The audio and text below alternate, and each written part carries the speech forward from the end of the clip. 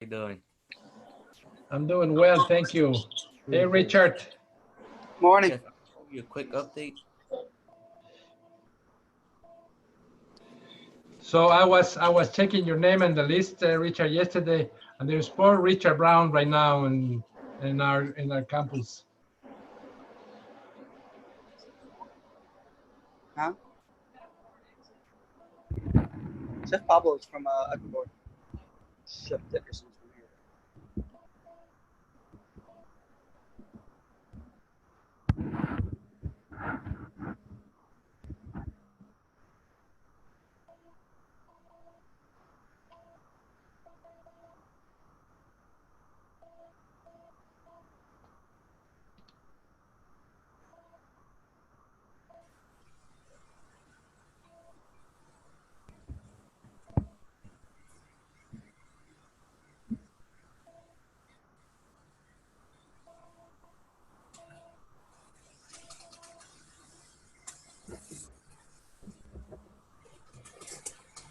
Guys, I want you to mention we are in this class 36 people.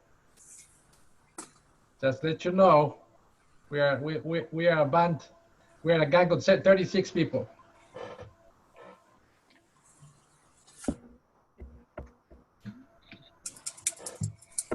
With the two of us, 38.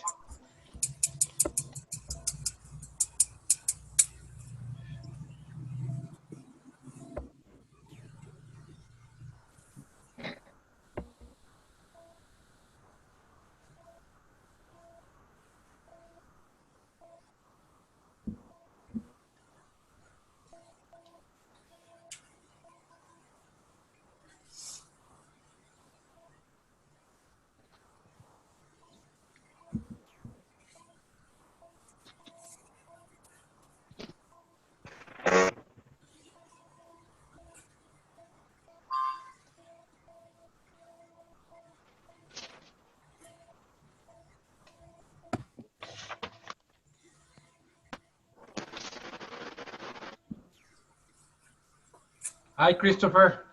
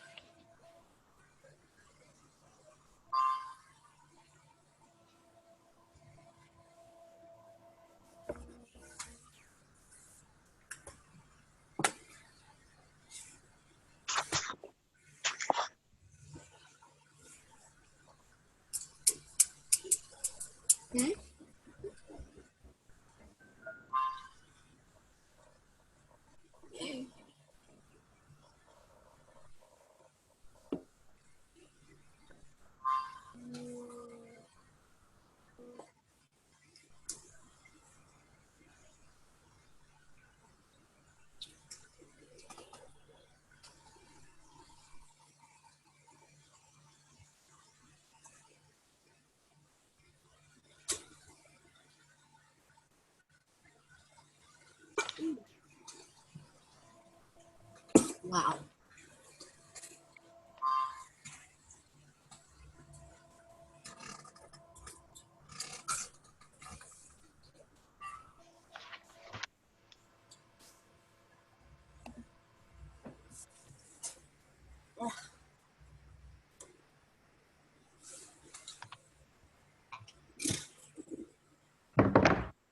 Chef, I just sent you a text message of a communication from a student.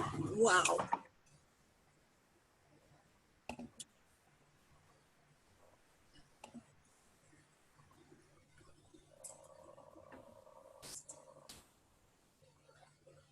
Mm. Uh, who said they went on a couple of interviews? Who was that? Yes, that had like 4 interview or applied at 4 places. That's me. So what did they say? Were they interested, or were they like, did they have a lot of jobs open at UT, or a lot of openings? UT, another person in this department, they're in the next class, but they said that they had a lot of openings. Nice. But I applied like Saturday or Sunday, and I haven't heard back from them. But I applied to like 6 more places yesterday, and the only one I heard back from was Arlo's. Yeah, and I imagine everybody's just so bogged down right now. Yeah. It'll take a little bit, especially UT. Because I mean, I did read that UT was only about 75% or 75% of the school is going to be online. So only a small portion of UT is going to be on ground. Mm-hmm. But that's awesome, man. It's a great place. It's huge. Yeah. What are you doing, boy? What are you doing?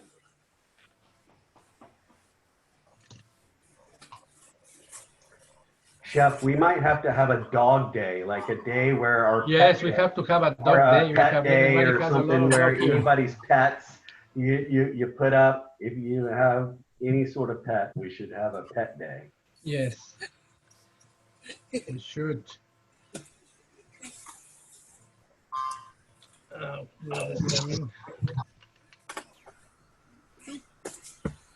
morning, Lauren.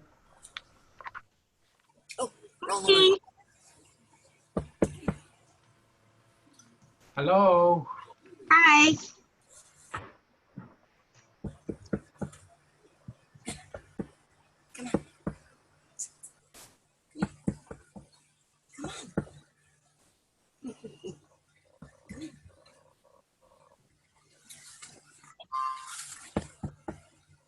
Good boy.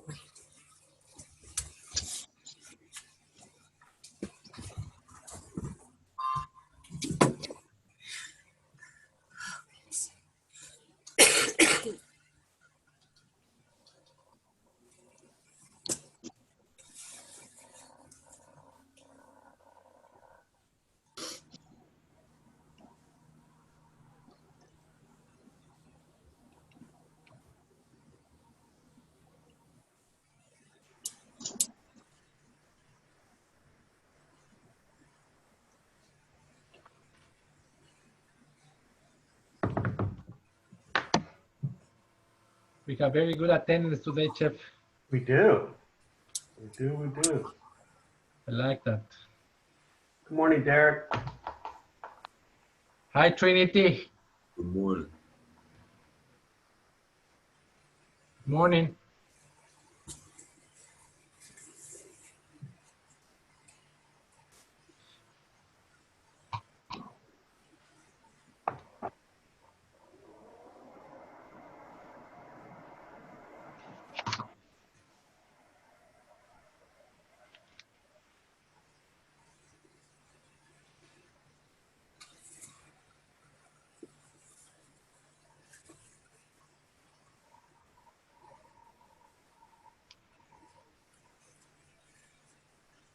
We can wait a couple of more minutes, Chef.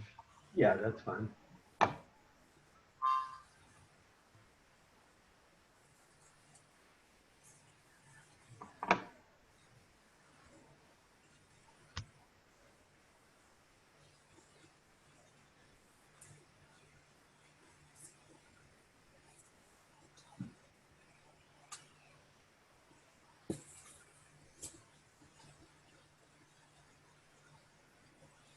Morning, Preston. Morning, Chef. Hey, Preston.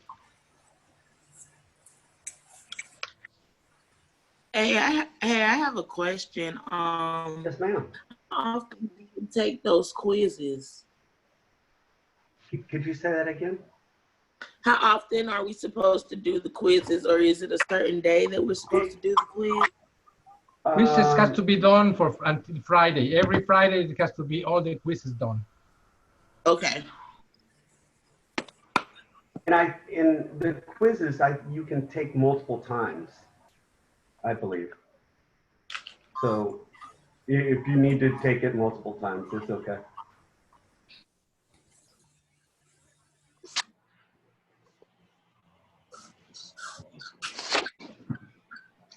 I heard yesterday someone said that they were from Austin. Who was that? Anybody from Austin? Or Joe's from Austin? Anybody else? I am. Were you born and raised? Yeah, I was born and raised. Man, you are a unicorn, man. There's not many born and raised people here. You know? Yeah. Everybody comes and just wants to stay. Real talk. We'll talk about how they want to leave and go back to New York or something like that. Yeah. A lot of people during moves and stuff that say they want to go back to these cold states because they don't like the heat no more. And go. Let them go, man. Let them go. Right, right. I'm enjoying. I love heat. You know, it's something that. Yeah. I mean, I hate I hot. can't resist the cool weather, Chief. Yeah, I don't like hot, but I don't want to move out of Austin for sure. I love Austin. Agreed. So I'm gonna start taking the list, Chief. Yeah, go for it. Okay, Lauren Bailey. Here. Richard Brown. Here. Cameron Contreras. Kamari Craig.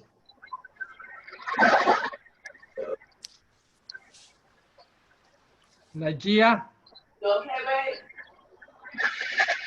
Najia. Nathan. Nathan. How you doing? Hello. All right. Nathan Aircraft is not here.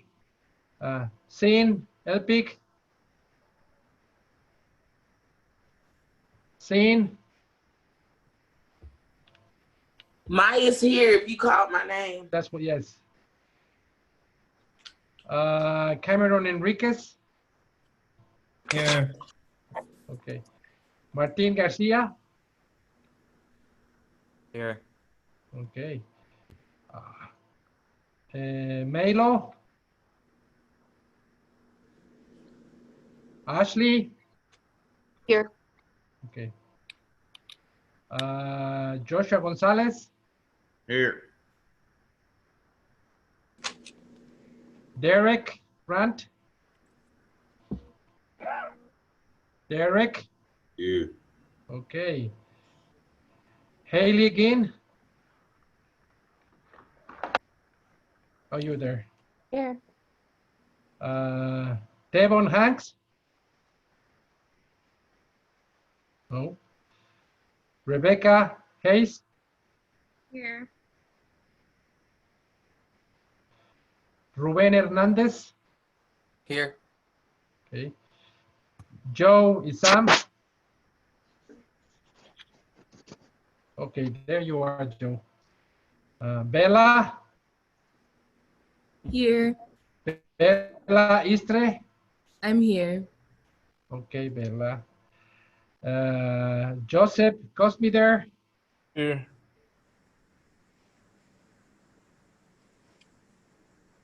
Keaton Lacuna.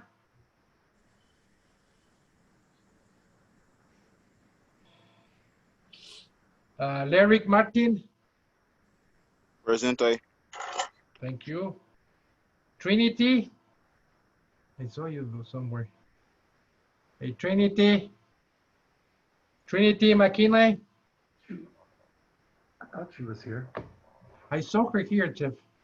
Yeah, I did too. Maybe she dropped off. Okay. I'll email her. Oh no, there she is. Okay, perfect. Yeah, she's waving. Okay. Hello. I see you. Avery Nycom. Here. Byron Presley. Byron Presley. I don't see him. Okay. Mina Ramos. Not here. Timothy Revilla. Here. Perfect. Isabel Roberts. Nope. No. Don't try Saucier. Nope. Jonathan Swanson? Here. Perfect. Lauren Sitek? Here I am. Hey. Ellie Thompson? Here. Christopher Wells? Here. Titus White? Not here, Chef. Okay. I'm here. Oh, Titus is here? Titus. Oh, yeah. Titus. Titus, okay. Sorry for that. And I think I have Aaron Woodwhite twice. Maybe that's why we have, there we go. So I'll And take that one Janet Ellsworth. She's not here. James Walker. Here. And Preston. I didn't have Preston on the list yesterday, but it's now here. Preston. Here. Okay. There you are, Chief. Thank you. Can you please put attention if they come late, Chief? Yes, I will take care of it. Okay. So before we start, Chief Cliff is going to talk about the information that we have about uniforms. Yes, so I was able to get a hold of the person, and that was Go David. ahead, Chip. Can you hear me? Can you hear me? Yes, Chip, we can hear you. Okay. All right. So I was able to get a hold of the person. They have shipped, or they have shipped from the facility, but we don't know when it's going to be coming to you. But I will let you know. But it has been shipped from the facility, like the actual, like not from school, but from the company that makes them and all of that. So it's being shipped, and we will find out more information. I think it takes about a week or to a week and a half to 2 weeks to get it. So, but I will keep you informed when it gets closer to y'all, okay? But it has been shipped, but we'll find out more information from the company. Any question, guys? Cool. So, guys, I hope you enjoyed yesterday's class, and I like to, before we start, I like to put some ideas in front of us, and Oh, Chef, we don't. can I? Yes, Chef. Can I jump in? I'm sorry. On the Yes. chat line, someone said, I got a shipping notice around 1 a.m. last night. And then someone else said they got one around 9 o'clock. So it looks like they have been shipped, or y'all got some information about it. So that is good. Thank you for putting that in the chat. Thank you so much. So, guys, before we start with the class, I want to put some ideas and some discussions of interesting things that is related with our class, but not necessary on our curriculum, but I think it's necessary to think about it and discuss about it. So this is what I'm going to talk first about it, guys. This beautiful word called talent. And then we talk about this, and there is this person, that person has talent. And man, what is that talent means, you know? And we always, you know, relate the word talent with success, isn't it? So if somebody has talent, it's gonna have success. And something like that, isn't it? And not necessary, I think, is the truth. But, you know, I would say, what success? There's a lot of ideas of what else is success, and it's very different from everyone, isn't it? So, guys, I put it that. What do you think is success for you guys?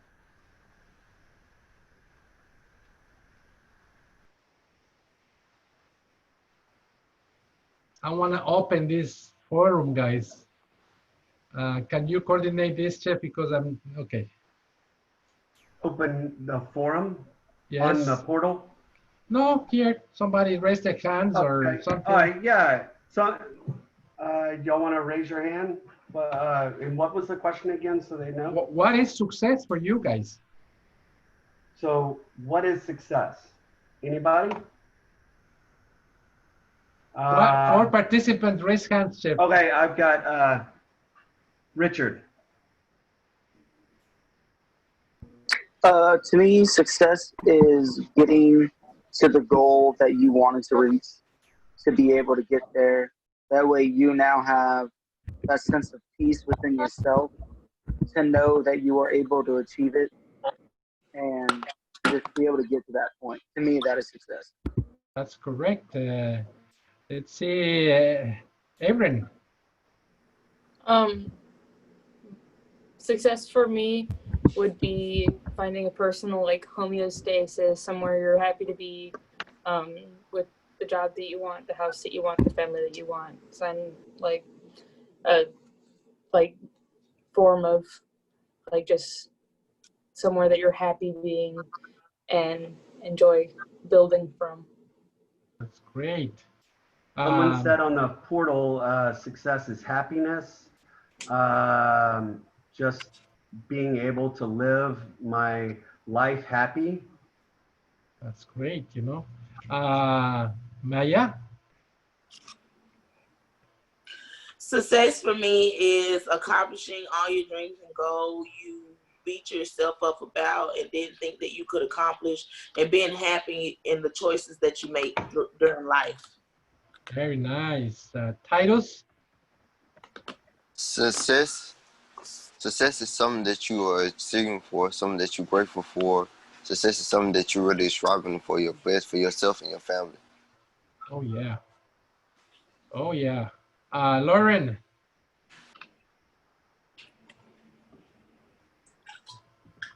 Can you unmute yourself, please?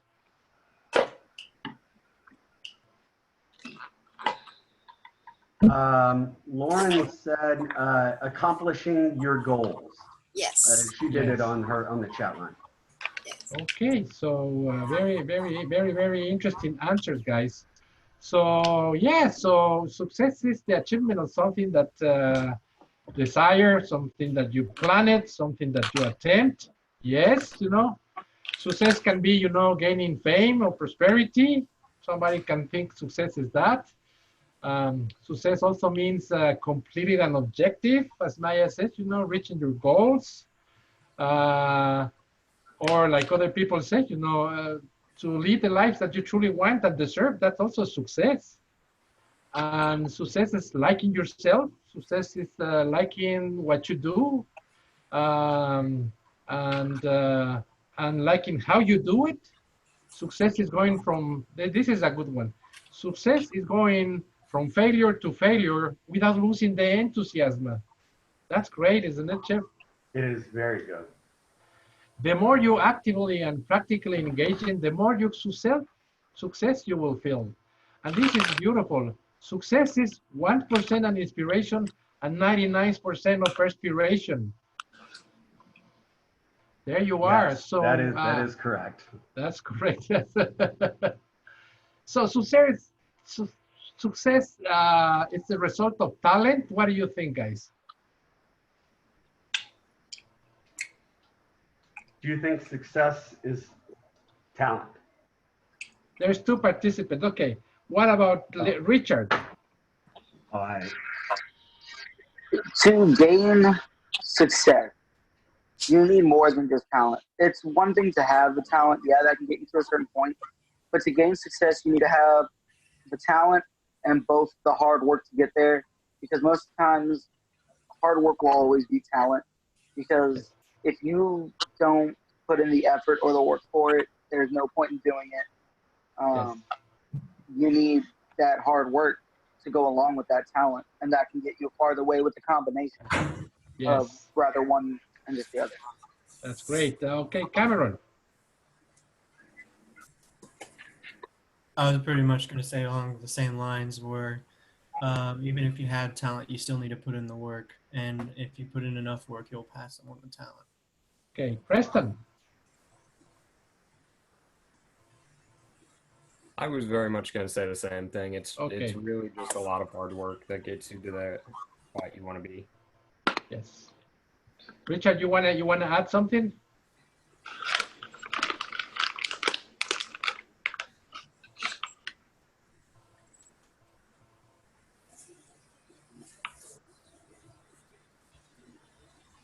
No, sir. I just hadn't lowered my hand yet. Okay. So I would say, success is really hard to measure. It's really hard to measure. Success is something that you want to achieve maybe, and you want to work for. Many people have different opinions about success. I really know that, and it depends of their own perspective. So, but it's something that you should be proud of. I think the success. Success is an achievement. It's something that is very personal, I think. So yes, that's what I think. And happiness is the same as happiness. Happiness is hard to quantify. So I went to the Kingdom of Bhutan. That's interesting, guys. Where this is the most happy, where live the most happy people in the world. And I was like, how is that? There's a country that we have the most happy people on the world. And Good morning. Good morning. So I discovered that the government has like 100 parameters that they measure how happy are their people who live there. And it blows my mind that the one interest of the country, it was how happy are the citizens who lives in the country. And they really work hard to be sure that they have all what they deserve to be happy. That was amazing for me, Yeah, so, but I think talent, talent is, we can define like an aptitude, a skill. That will be talented. Talent also should be something that is a natural ability to do something. Talent is something concrete, or is more than an illusion? What do you think, guys?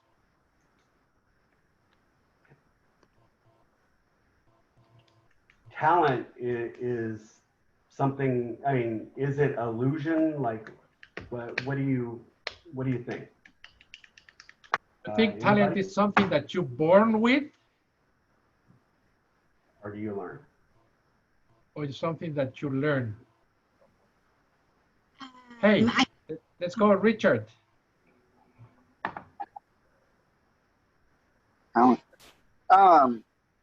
Talent, I mean, some people would say you're born with it. It depends what it is.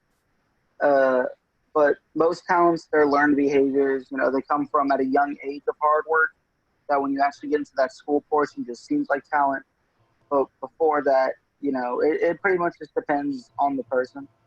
Are they willing to put in the work or not? And that's where talent comes from. Lauren.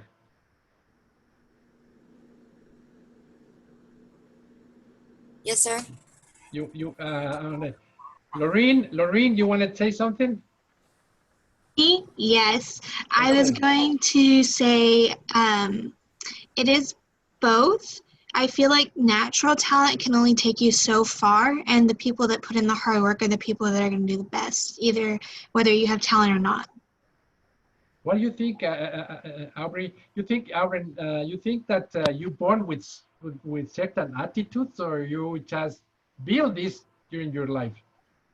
I think that you're like, for the most part, you're born with it. Like, I mean, it's up to you whether you want to grow upon this talent or not, whether you want to make it better or put in the hard work. But like, you can't like be good at singing unless you like have a natural singing voice. Like, that's, if you have ears, and for music. Yeah, yes. whether you work on it or not, that like grows the talent into career or whatever the situation may be. That's a good point. What do you think, Cameron?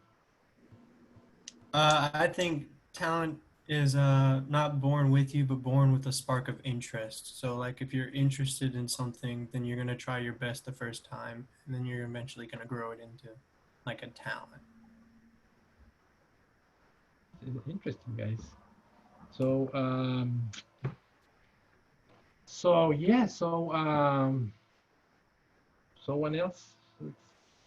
Let's What see. other opinion? There's a lot of opinions on the chat line. Okay, Chip, let's read it. Talent is, let's see. Let me go up a little bit. There's a lot of people are saying both. Then talent is mixed up of understanding a hard work. Basically, it's hard work, getting done with hard work.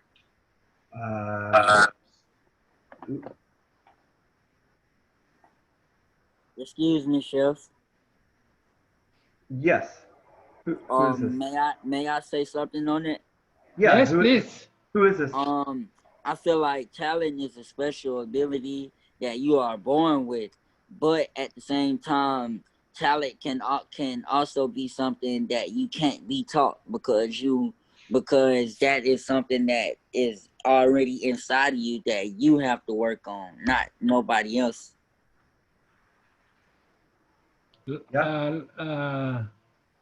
Very interesting. You know, there is Aubrey Woodwall. You have to. You want to say something? Say that again. Very interesting. Your thoughts are very. I'm agree with that. I did say something. I'm pretty sure. I thought. Okay, yeah. Perfect.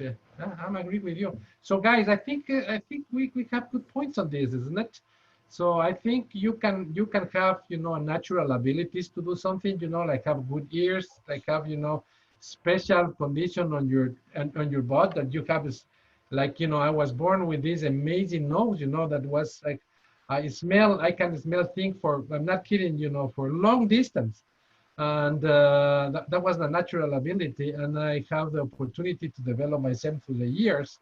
And I think that was something that was there, but I built it through the years. And so that's something that I think it's all agree with that. So, so this is also, but also there's people that, they think that they are not artistic because they don't have talent for something, and they are afraid to do it. And sometimes people tend to give up because they have no patience, and get disappointed because they think they are not good at something.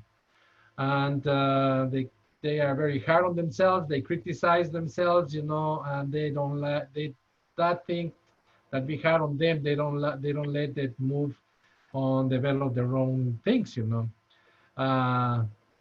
But we know for sure that the more that you do something, the better that you become. So you become a specialist, isn't it?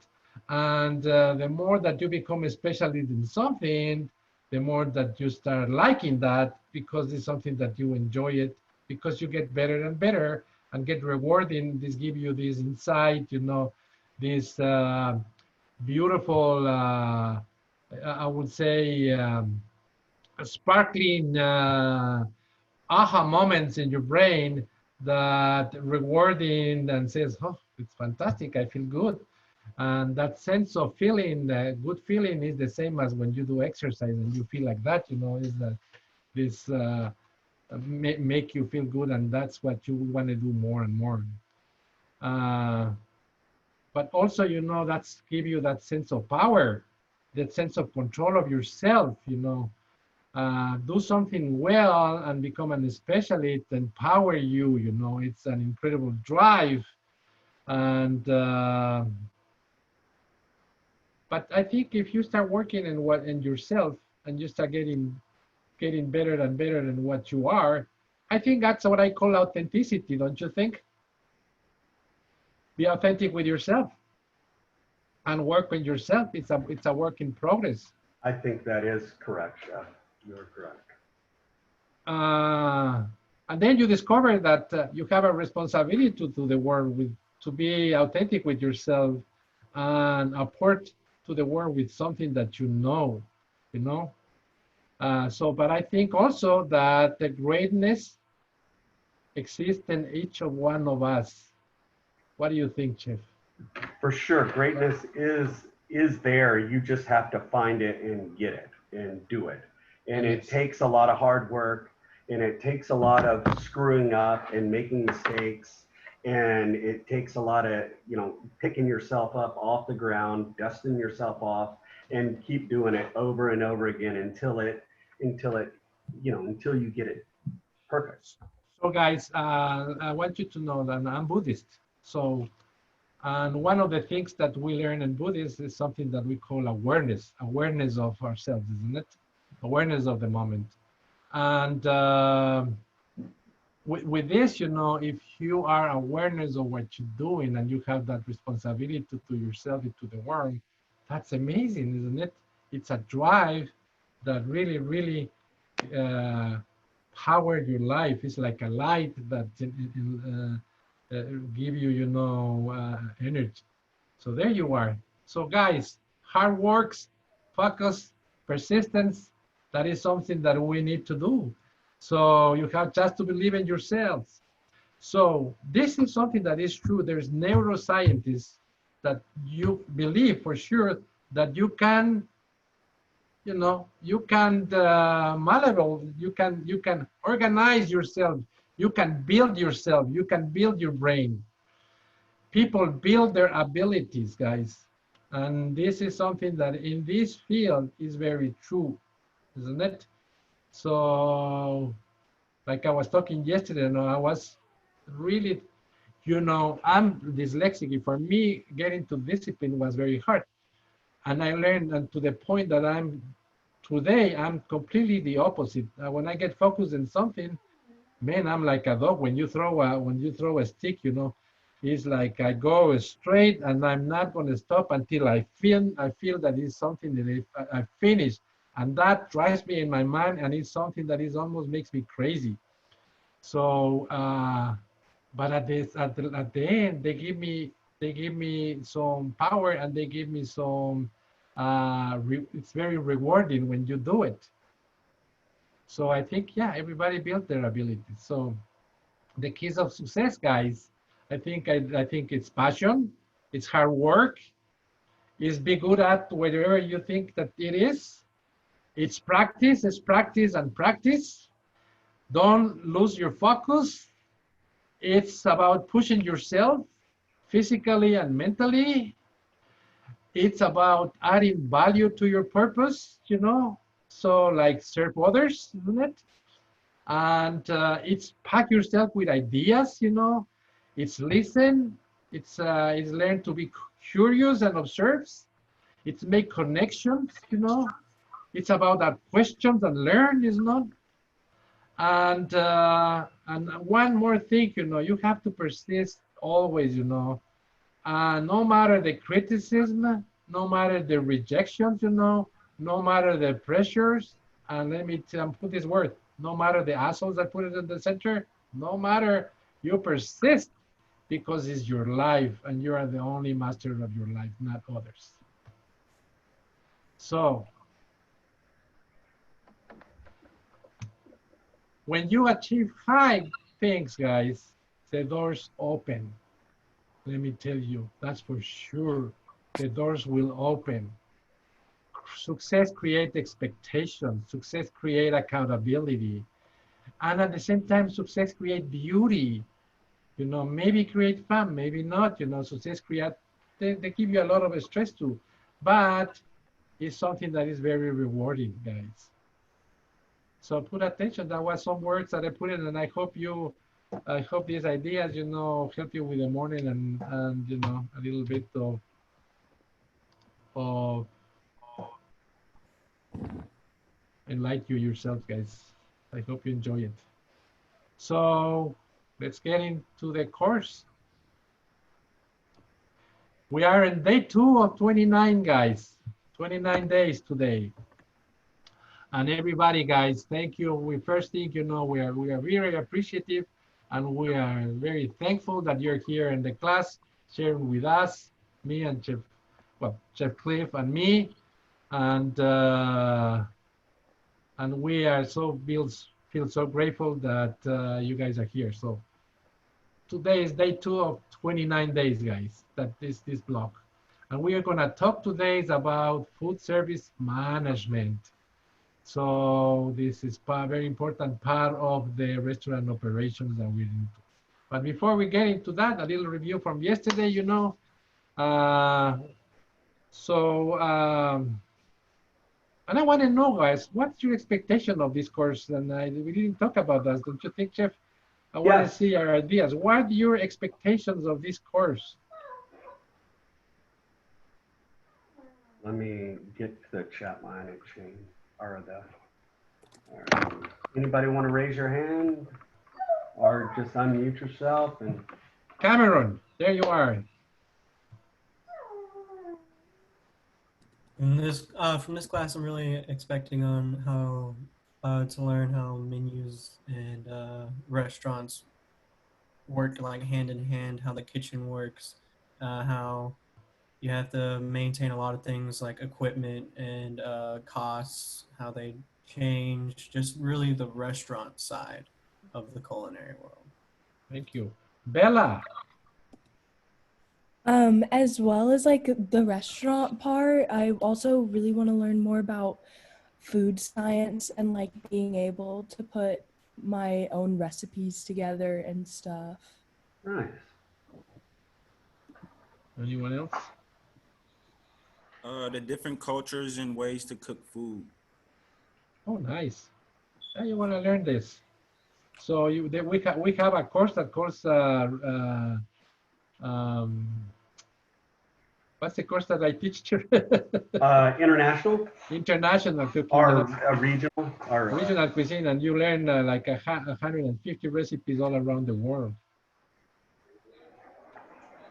Mina says we hope to understand the different variables of running restaurants and a way to manage any issues.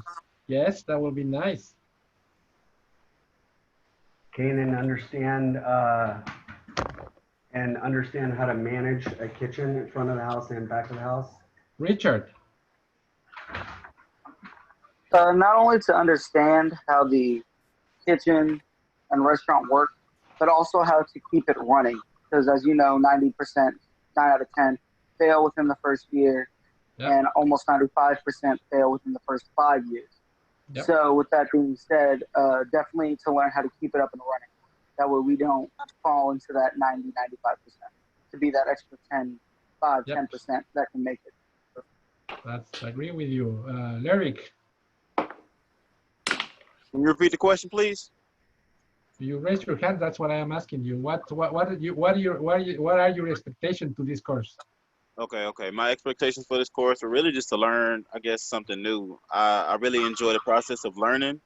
So to better myself and to better my skills, to learn something new, and basically just to benefit from the knowledge that I gained. Okay, Ruben Hernandez says that he is expecting to learn a lot of worldwide recipes. Yeah. And you will. So guys, that's completely true. So I hope you keep up with the course, guys, because okay, Haley says to learn how, what's Haley says, Jeff? To learn how to properly open a restaurant and what to expect with the ways, like managing employees and equipment, menus, and etc. So yeah, front of the house and back of the house. And Keaton says we sort of gain an understanding of what is like manage a kitchen and the front of the house, which is completely true. Yep. And Martin says understand how to proper manage restaurant to keep it the success. Yes. And Mina says I hope to understand the different variables and running the restaurants any ways to manage any issue I might face. Yes, and let me tell you this is something that is very interesting, you know. If you learn how to manage a restaurant, you can manage anything, guys, because a restaurant is so complicated and it has so many variables. So if you are good on managing restaurants, you can manage anything. What do you think, Chef Cliff? For sure. And there was a couple of questions yesterday I got about like what do you put on your resume? You should put your, you know, every work experience you had. And like what I was saying was is a manager is a manager is a manager. It doesn't matter if you're managing a shoe store or a you know, whatever. It doesn't matter what you're managing. You were a manager, so you know those skills. So for sure, you know, spotlight what you have done, and I think that is very important. I want to show you something, guys. Since we are there, and Chef Cliff put the finger into the heel. I'm gonna put it right now and show you. I think I have it here. Okay, guys. So since you have that homework to make your job description, isn't it? I'm gonna post it here right now.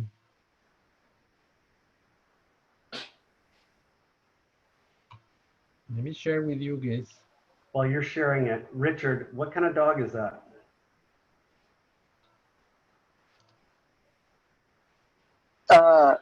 He's a very clingy Yorkie. He's part Dachshund, part Yorkie. Nice. And I don't know what he's gonna do when I leave because he's very attached to me. Yeah. All right, go ahead, Chef. Sorry.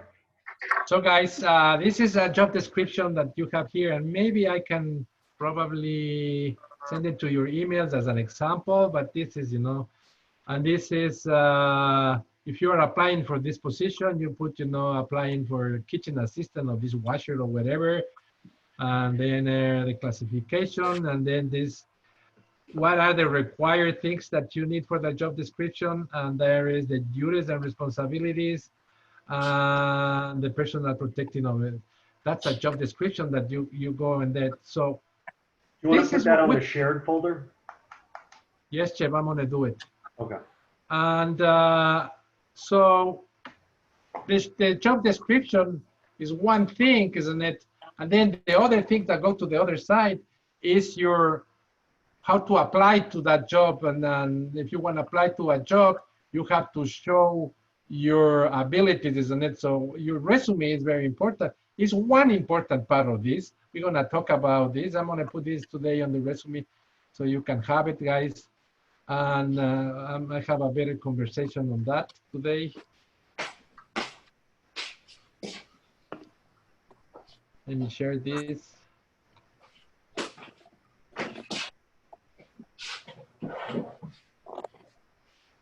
Yes, I do love dogs.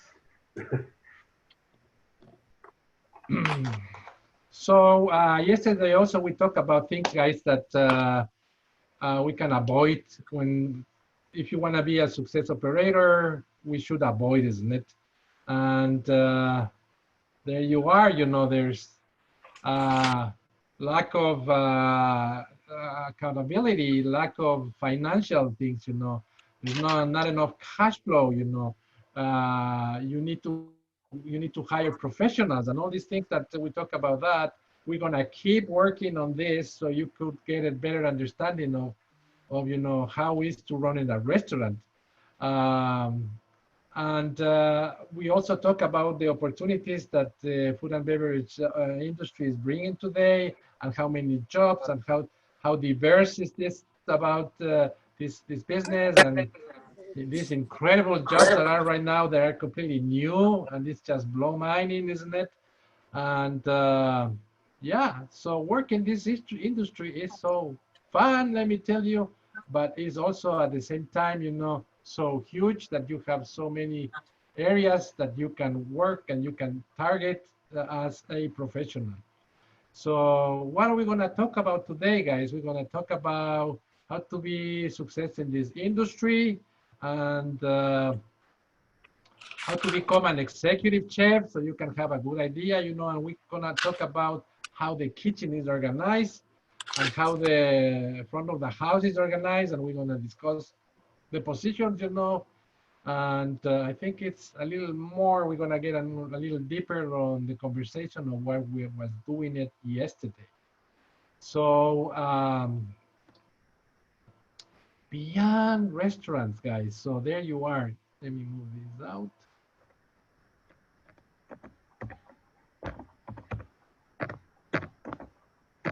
So yes, so we talked about yesterday that the restaurant industry has a lot of works and a lot of potential to get the to think about options to work there, isn't it? But also we talk about this other business that and other areas that you can have room to work, in the hospitality business, in the hotel areas and clubs, specialized jobs, food stylists and jobs in the other part of the industry, health inspector, nutritionist, all kind of things, and you can work in the military, you can work applications on the airlines industry, you can work in the cruise ship, which is amazing, Let me tell you, work in the cruise ships, if you had the opportunity, it's great. It's hard work. So you get in the cruise ships and you are content them. You have to you sign a contract for 6 months, and you receive 20% of your salary every month. And at the end of the 6 months, they pay you the whole bunch of money because you stay there. You are confined to a ship, that is like a mall. It's like a floating mall, and maybe with another 3,000 or 4,000 employees in different levels, it's kind of hard, and you work between 12 to 14 hours a day. And but when you finish out, you get a bunch of money. That's because you don't spend too much money in the ship. What are you gonna do? So that's a great thing, and you get that very experience of work with high stamina job, and when you get out of the cruise ship, you can work in any kitchen. It's just amazing. And also they produce volumes, so you learn to produce. You learn to huge volumes. Yes, the high volume, so you learn to work with the standards, which is a great thing to work. That it's important part of the industry.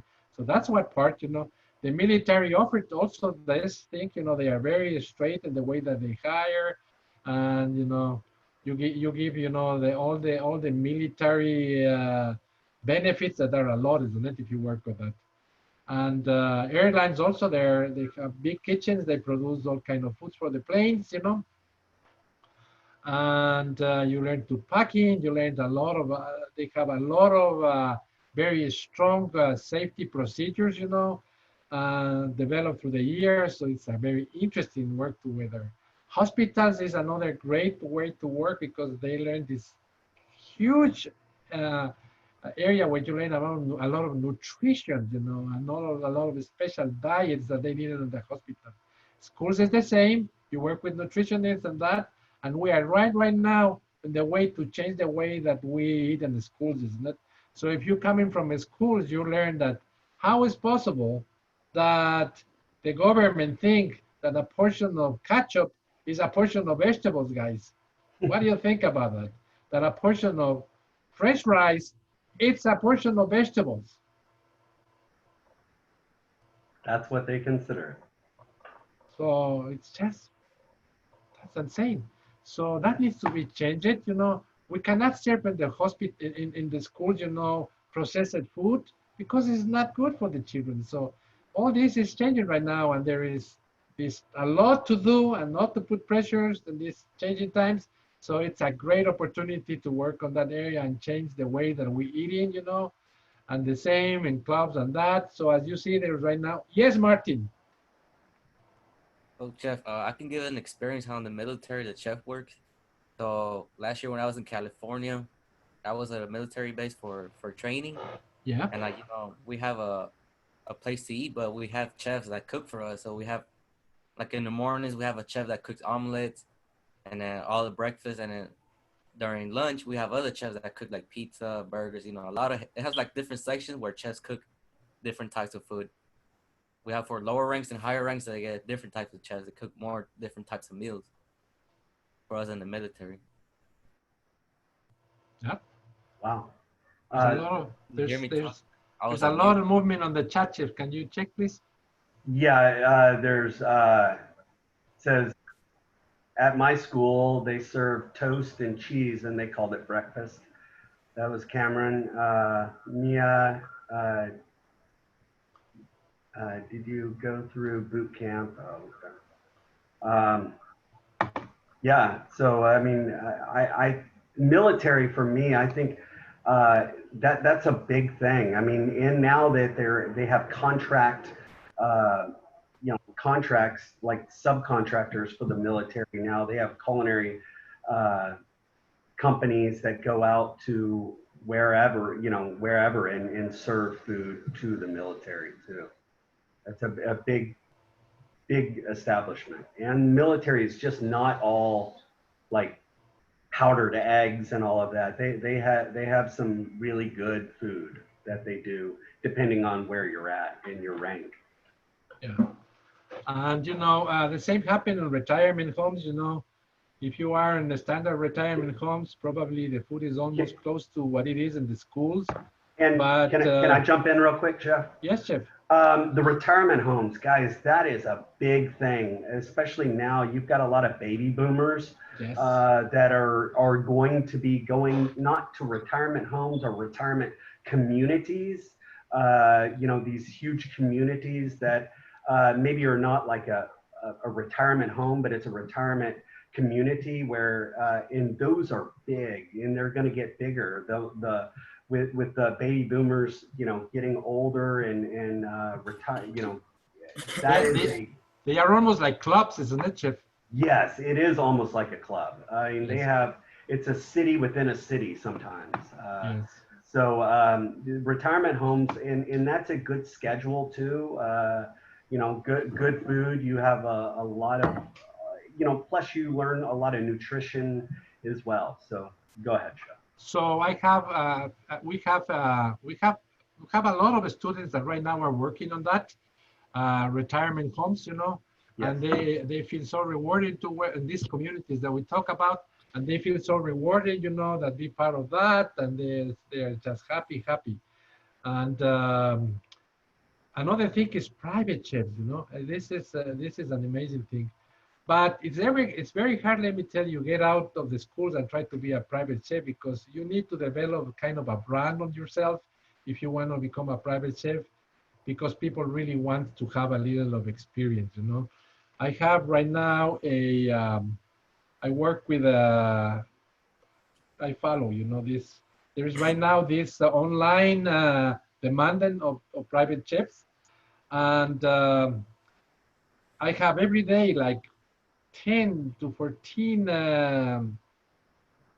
demands of food, and says, there is these people in Austin that wants, for 2, people for 3, people for 10, and they pay between $100 and $300 for by person, by meal. And but to get into these apps, you need to have a good resume. So these apps, they let you get in if you really have a resume on the industry. But they are great, and you can start working as a private chef and doing that. I just get on that because I just want to see how that works, and it's just amazing. And when I just come to Austin, let me tell you this, I never been without a job in my life by working in this industry. I always have the opportunity to cook and work. And when I come to the United States 13 years ago, because my wife is from Austin, I get here and it took me a week to find a job, 1 week.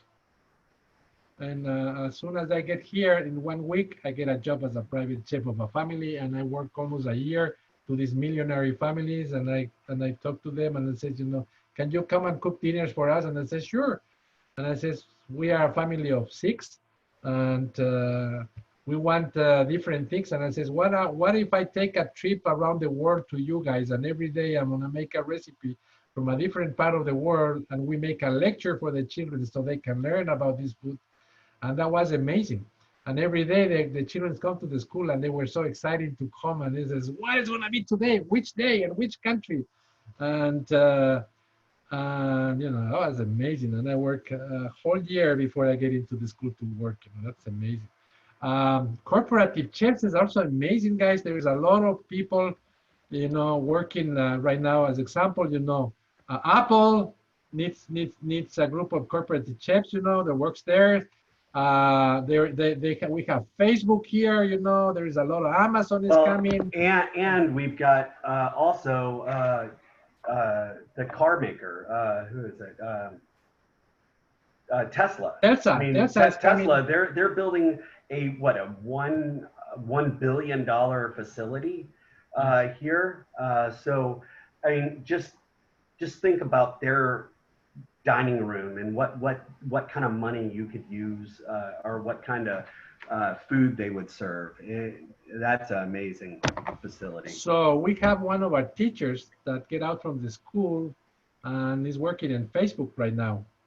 And they have to put a menu for the employees on Facebook companies, and they have to put at least a menu for 3 different countries every day. And they want variety on these menus, and they put it over there. And they have also a big displays of special food, you know, for people who are doing the special diets. And it's just low mining. And right now there's a lot of people working there, and they have such great benefits working on that kind of companies. Yes, catering is another thing that is growing and growing, isn't it, Chef? Yes, catering is huge. It's one of those, you know, it's a, you know, let's think about it. Weddings, you have all sorts of things. I mean, I know a lot of people that are a lot of students that worked on movie sets here in Austin, doing catering on movie sets and all of that. So, I mean, catering's a big thing. And we had an instructor that still are an old instructor that worked here that owns her own catering company and just very, very busy all the time. Yep.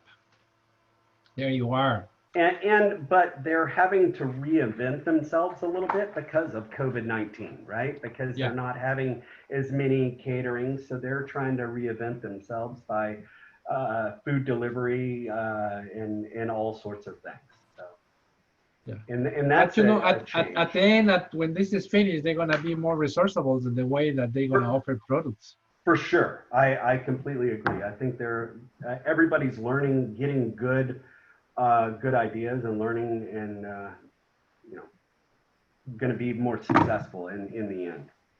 Guys, I want you to know that sometimes I'm not watching you because I have 2 monitors here, and sometimes I'm watching the monitors, and that's so it looks weird that I'm not watching in front of you guys. Yeah. So we're gonna talk about. So Lyric, there you are. You have something to say? Yes, on that app, is it possible that you can share it with us? It's called the app. Yes, I can do that. Take a Chef, right? Yes, Take a Chef is the name. And is it on iPhone? It's an iPhone, yes, Chef. It's just iPhone? Maybe Android as well. It's just an app called Take a Chef. Okay.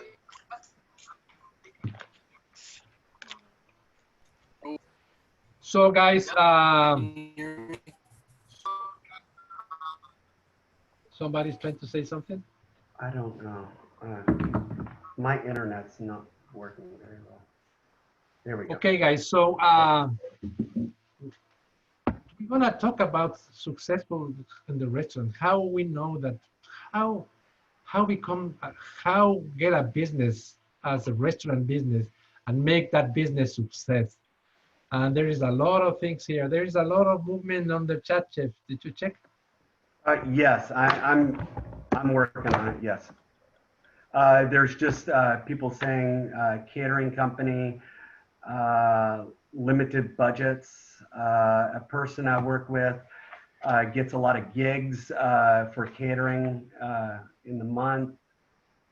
And then one says catering. Social media would help as well. Yes. Yeah. So if we want to have a success restaurant, how we start with, isn't it? How we start with. And we start what we call a solid business plan, guys. if you want to have a restaurant, anything, a food truck or whatever, a cafe, a little bistro or anything, you need to start with a good, solid business plan. And a business plan is like an amazing tool, that will allow you to keep in track of all the movements that you have to do on the restaurant since before you open until you are open, and through the way to pay completely the restaurants and to play all that. And that is a good business plan, It's going to take you for the direction that you want. So on all these multiple activities that you have in this business, is very easy to lose sight because there's so many things. It's so complex. So the business plan, it keep you focused and in track of every part that you have to keep in mind on the restaurants. A business plan also is going to help you guys to finance, to show to the banks that your business you have it can be a profitable place. You can show to your family, to people, to sell the idea, of your vision. You can show the suppliers that you are a serious person. To the bank. It's like a treasure. A solid business plan. It helps you on all that. What do you think, Jeff? So, like a business plan for me is the very first thing you need to do to really, before you get into doing anything, because the bank wants to know that you know exactly the bank or the investors want to know exactly what you need to do, that you have a clear vision of from start to finish, what kind of equipment you're going to be needing, what kind of menu, all of that. You need a clear vision before you can build it, because if you want to just build a restaurant, you might be buying the wrong equipment or have the wrong stuff. You need a clear vision, and a good business plan spells it out, goes from the chairs out from the concept. In the concept, what kind of restaurant do you want? Do you want Chinese? Do you want Asian? Do you want a fusion? You need to figure that out. And also, you talk about the demographics that you're going to attack with. For sure. What's going to be your customers, how are they able to pay, how much they're going to pay, and all these things that are very detailed. And we're going to get into the business plan, how it is in more details later on. But you need to have that, that's for sure, isn't it? And part of that, is you need to have an effective capitalization. So you really need to be sure that you have enough money to do a restaurant. You cannot try to open a restaurant in the middle of the way. You figure out that you don't have enough money. That would be a disaster, isn't it? So you need to have money, and you have to figure out in 5 years, and you need to have it figured out in 3 years, and then after so many years, you have to reinvent the restaurants, because the restaurants can be right now in the way that we keep it, every 4 or 5 years, you have to reinvent it yourself, and also the first year, you're not going to have profits. So you're going to have losses maybe the first 6 months. You need to have money to keep with rents and payments and everything, So you have to be sure that you have enough money to do all that.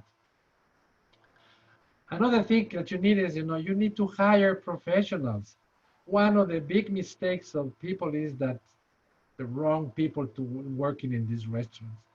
You need to hire a great chef.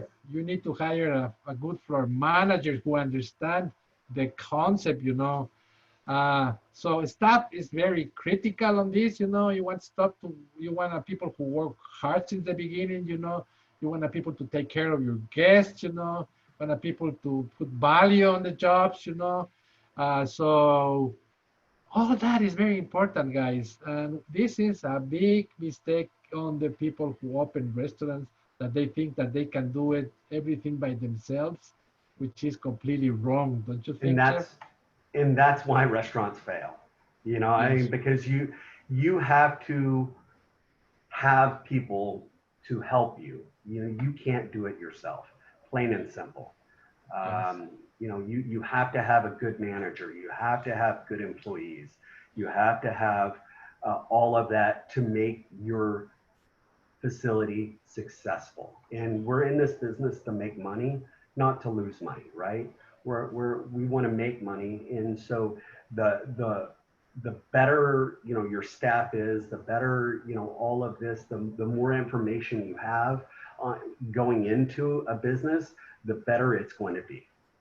And it's a two-way concept, guys. In one hand, you need to hire professionals, isn't it? But put this attention, guys. Who's going to come to work with you if they don't know who you are?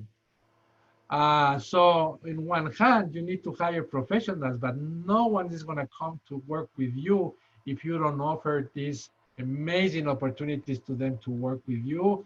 You know, these great cultures that you're going to put them in, and convince them to work with you. So what you finish hiring is a bunch of mercenaries. We call mercenaries in this industry, that they've been there because of money, and that you hire, and as soon as somebody offered 50 cents more for an hour, they left you hanging at the restaurant instead of have people that goes there and get into your culture. So on one hand, you really need to have a foundation that's good business to convince real professionals to come and work with you. Don't you think, Jeff? For sure, for sure. I mean, people have got to have a good vision. You know, I mean, I don't want to go to work at a place that has no vision, right? Or you know, you need to know where you're going. You need to know everything. And if I was gonna try to get a job there, I want to make sure that they have a vision and that they're gonna stay open for a long time. I mean, I've been in a job where my paycheck doesn't, you know, bounces.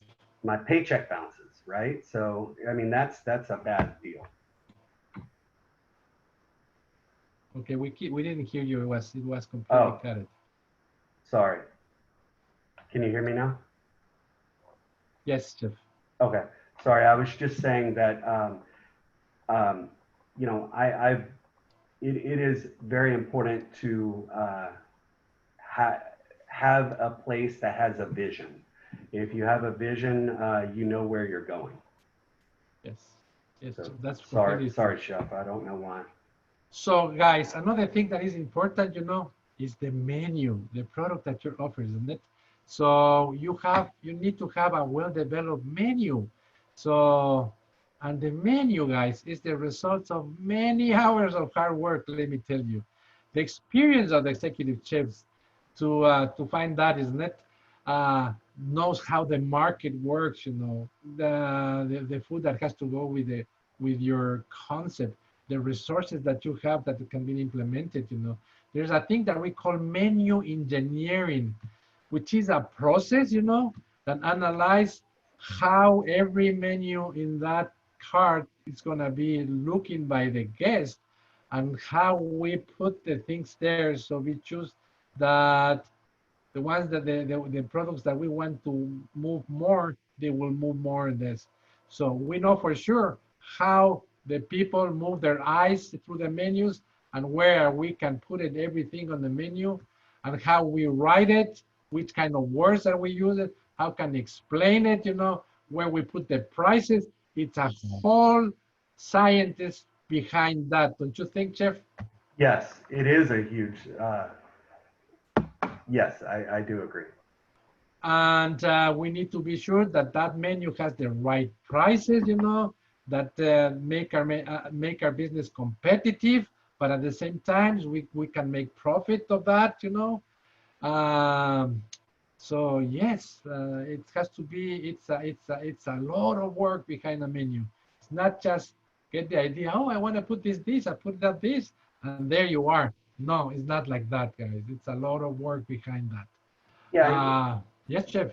You need to know what your customers want, right? You know, I mean, if you don't know what your customers want, you know, you don't know what kind of restaurant you need to build, right? Or who your customers you want to have. You know, do you want to have people that are, in their 20s or 30s or whatever else. Family restaurant. If you want family restaurant, you need to maybe think about something for kids or whatever else. So you need a business plan makes you think about all of these things and get you ready to because the bank's not going to give you any money unless they know that you have a good vision and a good plan. Yes, Jeff. So there you are. Another thing that is important with the restaurant is consistency, isn't it? You need to have consistency. That means, everything that you put it over there, every dish that you go there looks the same. Every time that you come to eat, it should look the same. The quality should be the same. The portion, it should be the same. The flavor, it should be very similar, isn't it? But not only that, consistency also is the whole thing, Since you park in the car, we talking yesterday, that level of service, how it looks, the ambience should be the same. The service should be the same. The core, that experience should be the same. And that consistency, it's very hard to maintain. You need to hire a real professional to keep that. Don't you think, Jeff? Yes, and just let's think back of consistency. Now, one of the reasons why McDonald's was so successful is consistency, because everybody knew exactly what it's going to be. If you're traveling or whatever else, and McDonald's is going to be consistent in California, and it's going to be the same in Texas or whatever else. People like that consistency. People like to know what they're getting and all of that. So I think being consistent, because if I go to a restaurant and let's say I love this, I don't know, shrimp and grits that I love from this restaurant. And then the next day I go and I eat the shrimp and grits and it tastes different. Well, it's not consistent. So I'm not gonna probably want to go back because one day it was good, one day it wasn't good. I need consistency. And as a customer, we kind of like consistency. We like it because we like one flavor or we like this dish. And then if it's not consistent over and over again, we're not going to be eating it or not paying for it. And the more customers that don't pay, the less money that the restaurant makes, and then they're going to be going out of business.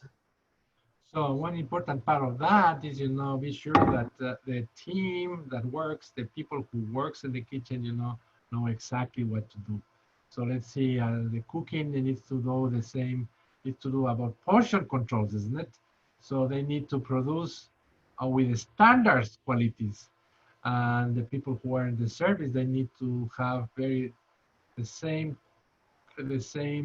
professionalism, no matter who service is doing the approach to the guest. So they have to give you that consistency of the service. And this is a hard work for the managers, You need to keep the people always engaged, You need to keep the people always, happy. Otherwise, they will really, they're gonna sabotage your operation. As we talked yesterday, you has to raise your hand because the guy is talking or on the phone. They don't put attention to the guest. They are really, really not connected to the industry. So one more thing that is very important, you need to have a proactive accounting. So let's see, my accounting is not coming. I'm talking by experience. My accounting is not coming in the amount that is needed. So, and with 15 days of delayed, I received the information. Well, and I says I'm losing money.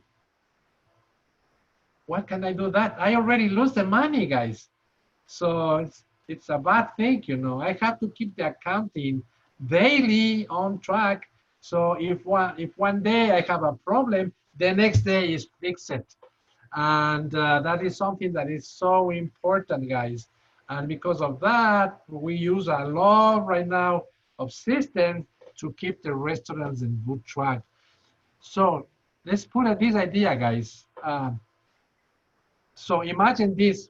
I'm talking about real life. So for those of you who hasn't been working in a restaurant, this is how it works.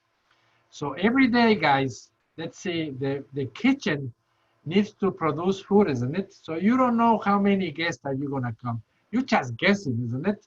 Even that you can have, let's see, some forecast because you know how was last month at the same time, you know, maybe last year. Maybe you have some ideas of how many guests are gonna come, but you never know how many guests are gonna come. So you have to be prepared. And for that, you need to have, you know, certain amount. Let's see, you wanna have 20 chops, you have to have that 20 chops ready. You know, you need to have, let's see, filet mignon. You need to have 20 filet mignons, and you have a lot of fishes. You need to have, you know, let's see, 30 pieces of fish ready. And, you know, you need to have maybe, let's put it, you know, 30 portions of shrimp, and all that you have to have ready and portioned and ready to be used, isn't it? So the chefs has all that. So when the ticket comes, they just grab the things and jump and start working, isn't it? It will be very bad if you have the shrimps, you know, that are not processed, not clean, and they order and the chefs start just cleaning the shrimp, will start clean the filet, will start, you know, fabricating the chicken. That will be a disaster. Everything going to be late and bad, so everything has to be there. But you don't know how much you're gonna sell. What happens is at the end of the night, maybe there's gonna be leftovers of those inventories that you have of products that you're out, isn't it? You're gonna have some chicken leftovers and you have some shrimp and that. So how did you keep? So normally today, how we know that is we have a daily report from the POS system that will tell you, you know, how many which sale has been sold and how much from the inventory has been taken and how much proteins should be right now there left over. And I get that and I go every night and says, okay, count the protein, please. And they go and says, okay, there's 2 chickens difference. Okay, what happened? And somebody says, oh, there was 1 return. Somebody returned and I had to do it. And so there's always has to be someone, no, something. The beef was overcooked and the guy returned the beef. We have to make again the beef.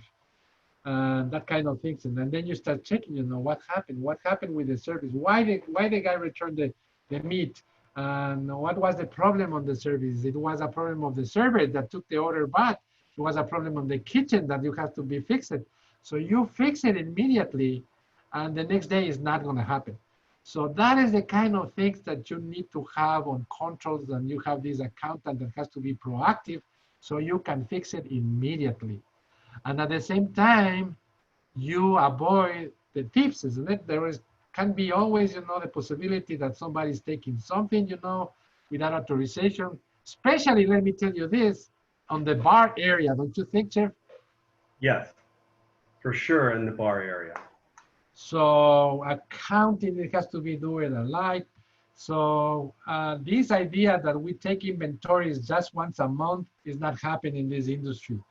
You have to take inventories daily. Of course, you're not going to take inventories daily of the salt and pepper, isn't it? Because if you put all the people in the kitchen taking inventories of the sugar, the salt and pepper, and on the spices, they will throw you the job in your face. But they can take an inventory of the proteins and things that represent 90% of your cost. There you are, isn't it? So all this, it's a huge system with clear communication, with clear expectations. And when people know that they have a frame, they work into that frame. It makes sense? Yeah, in inventory, when you do inventory, you gotta, or, you know, counting and making sure, you've just got to make sure no one's stealing or, you know, any of that sort of stuff. And we're going to be talking about that as well.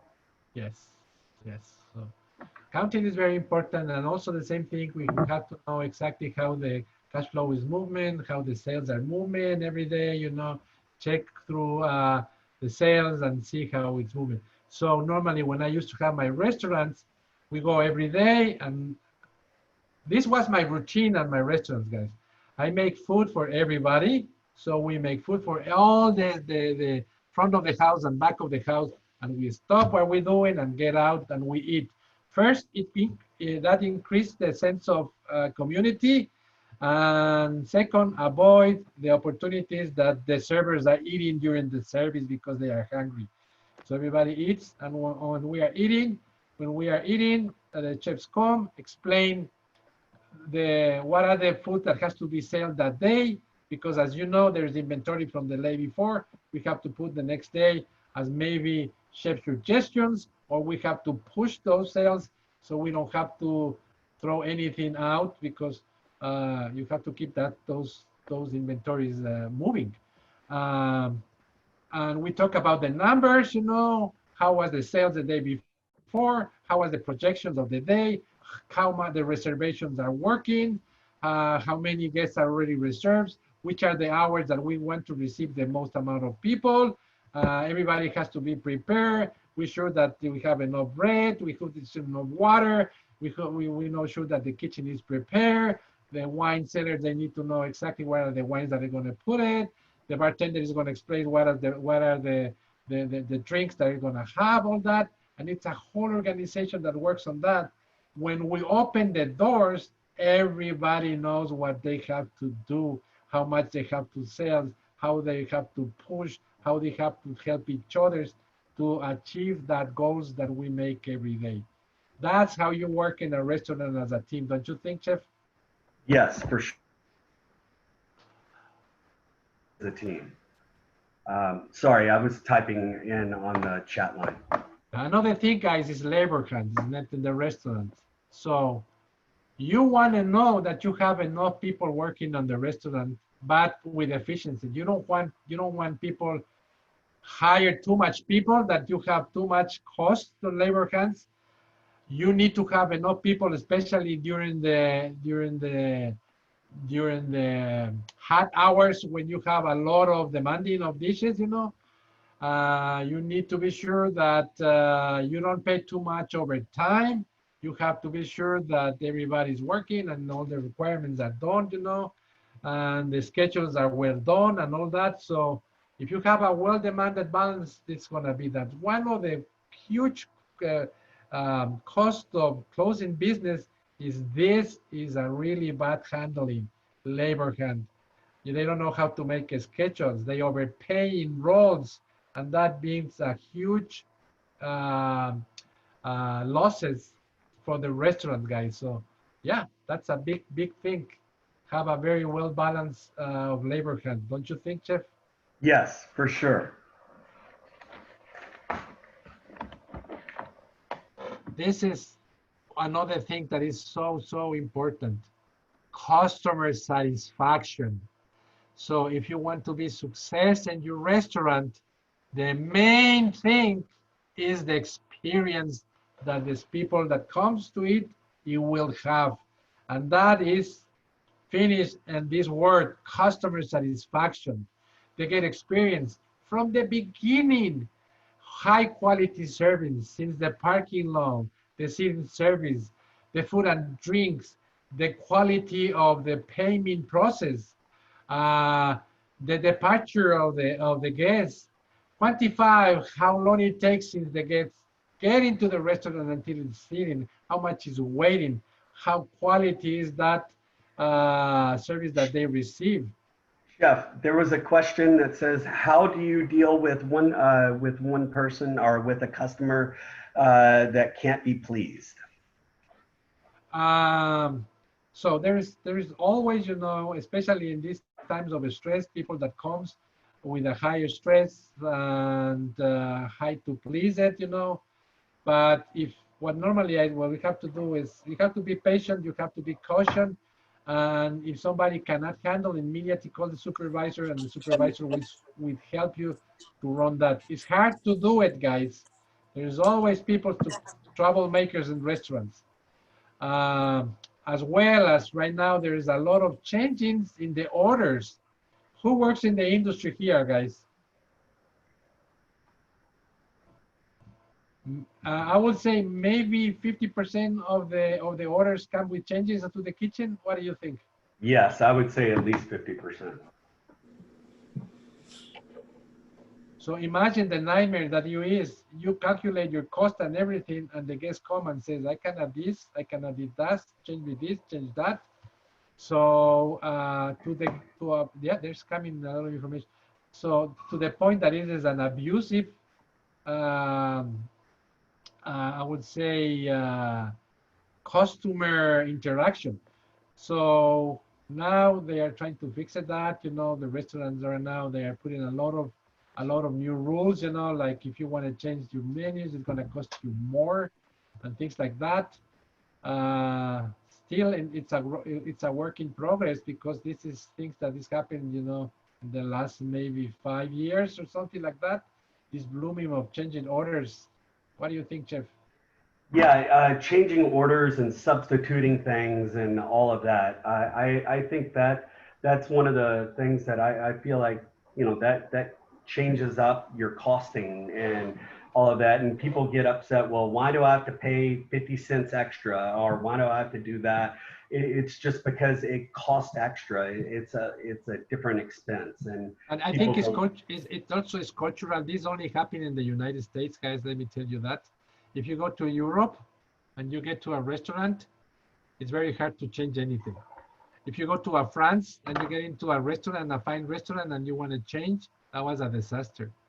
And I have a group of people that we take to France. The school normally used to do these trips, you know, taking the students to France and taking to Paris and taking to Nice, where Escoffier was born.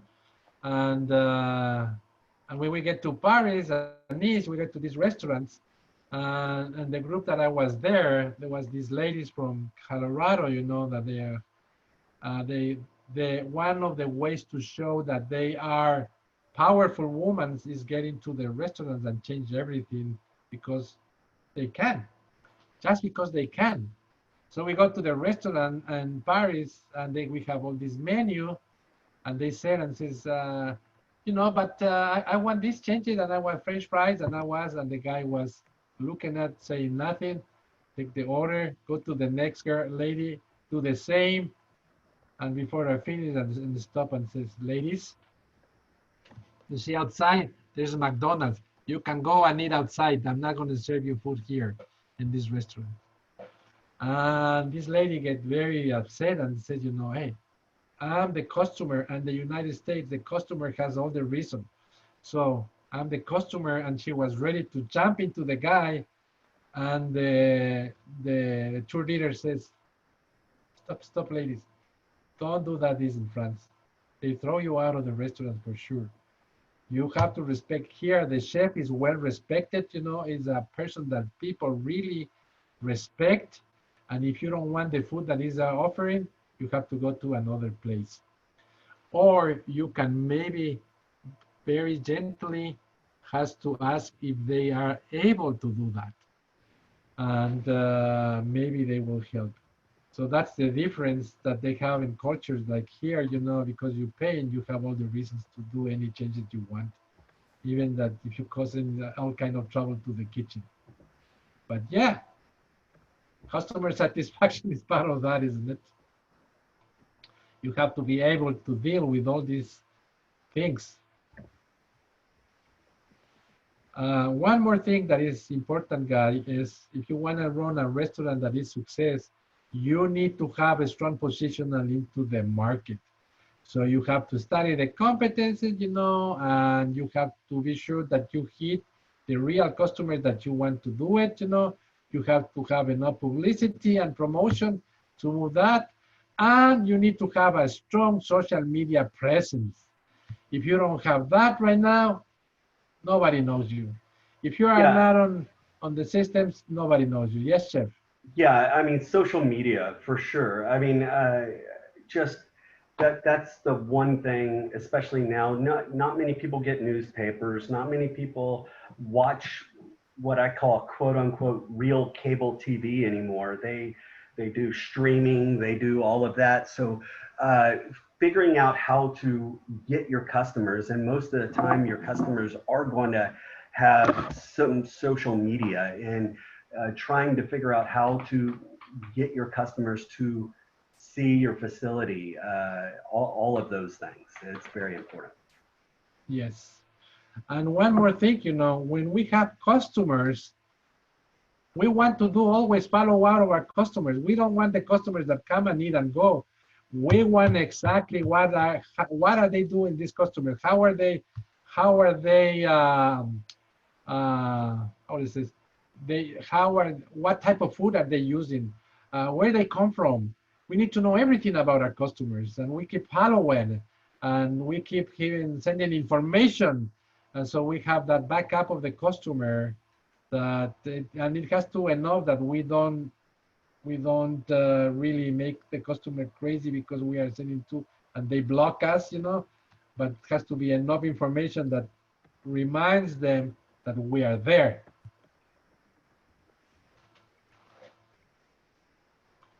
We want to know that the customer is part of the family. And finally, of course, isn't it, the food? Of course, it's the one of the important parts, you know, of that conversation. We need to have beautiful food. If you have a restaurant, you need to have good food, period.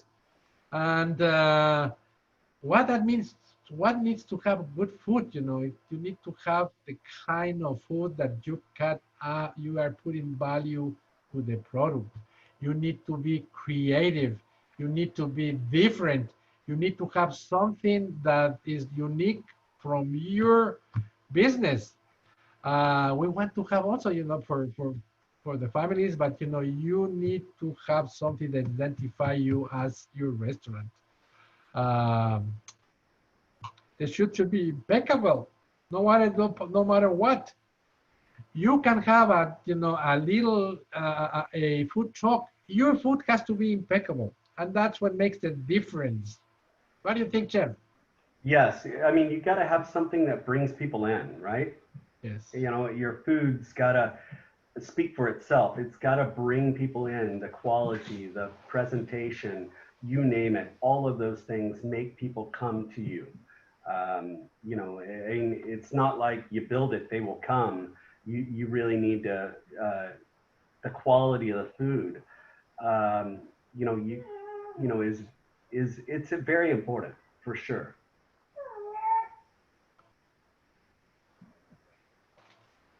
So, there you are, all these things. So we, as a chef, if you want to become a professional chef, guys, and be part of this, here in this industry, this is what you need to know, guys. First of all, guys, for sure, you need to know about food. So, and you need to know about food from A to Z. So what that means, guys, you need to know your product. You have to become an encyclopedia of food, isn't it? And you need to know about the spices. You need to know about products, when these products are fresh, when they are in seasons, what you can get around you, what is impossible to get, who are your suppliers, how much is costing, how can get the best of the market, you know, what is the quality that they need, how you keep it, all these things, you know, that goes there. What is the flavor profiles of the things that you not, what can inspire you, you know, and there you are. So a person who wants to do this, you have to invest in yourself, guys. You have to be sure that you are you know the farmers, you go to the farmers market, work with the farms, you know what's happening in the place that you are working, which are the suppliers that are going, know where you're getting the food as well. Exactly. Are you want to work with Beneke, this Cisco? Who are doing? What kind of products are they give you? Are they give you discount? Are they give you credit? All these things that needs to know about that, you know. You need to have a strong business sense and be sure that this is a business. It's not just an artist doing thing. but also is a business that it has to be accountable, you know, and yes, you need to have the foundation of that business. So how can you get it if you want to get the suppliers, you want the quality? Are you going to get that constantly? Are you going to get that quality that you need constantly? Or are you going to pay more? How is that going to happen? So this is something that you need to know. And you have to become a team player, not only with your staff, but team with the suppliers, team with the people who has the farms, and work with them. That's an essential part of become a cook. Establish your relationship with the suppliers and the food. Chef, you got to say something about that? Yeah, you've got to know where the relationship with the suppliers and the farmers. If not, you know, because they're the ones that the front line giving you the food. So you need to make sure that they're giving you the quality, giving you the stuff that you really want, and that they're not pulling the wool over your eyes or whatever else. You need to make sure that it is good quality and where it comes from, because people do care about that.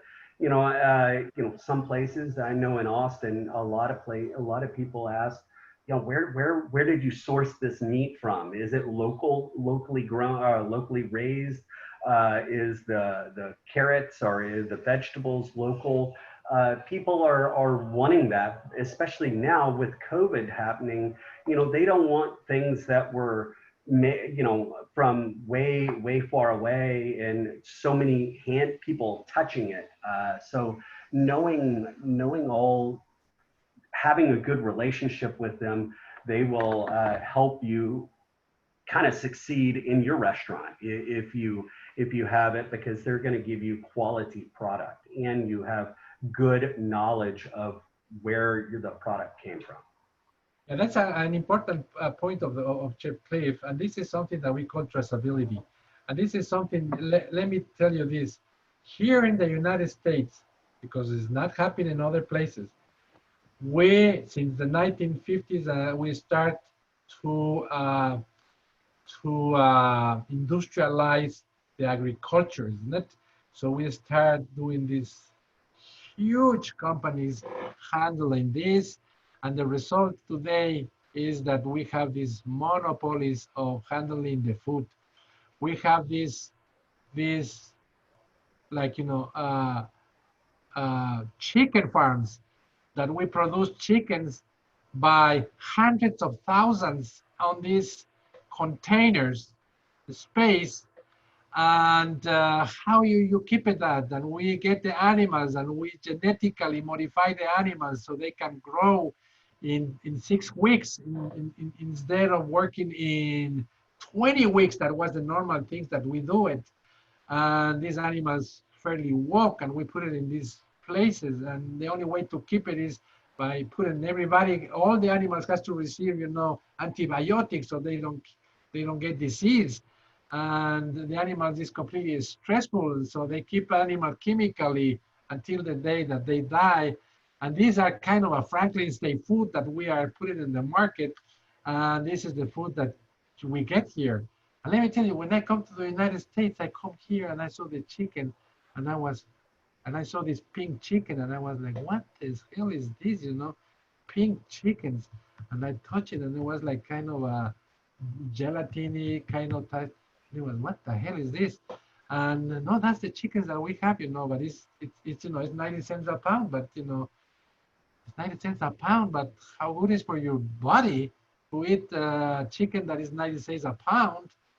So what you're doing is you're obligating the poor people that you care them more to eat these things so they can get sick and they not afford to pay the medical issues. So let me tell you, that's not good, huh? Yeah, like for example, like if you've ever I like the documentary called Food Inc. If you've ever watched, you know, if you want a good documentary, Food Inc. is really good. But you know, you just think about like they have genetically made, because everybody likes chicken breast, so they have genetically modified a chicken to make the breast larger.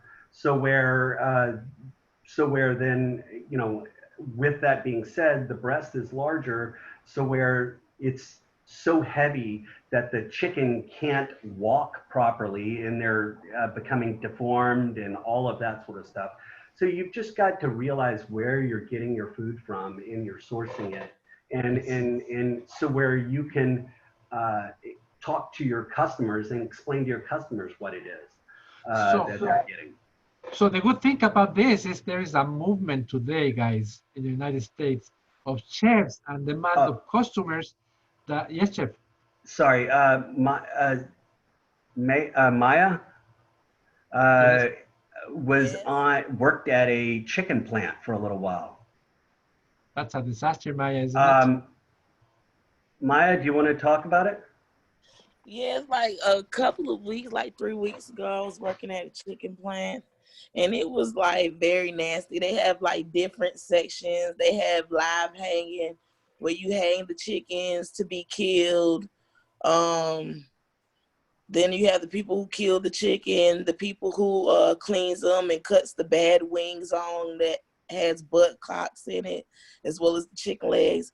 And I was stuck pulling the guts and stuff out. It was a very messy job, but good experience. Yeah, of course. So, but you know what happened today? There's a big movement of customers, and you know that they don't want that. So they says, okay, we don't want that.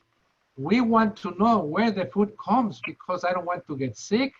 I want to work with the farms that they don't have pesticides in the food, so I don't want the chemicals in my body that give me cancer and things like that, isn't it?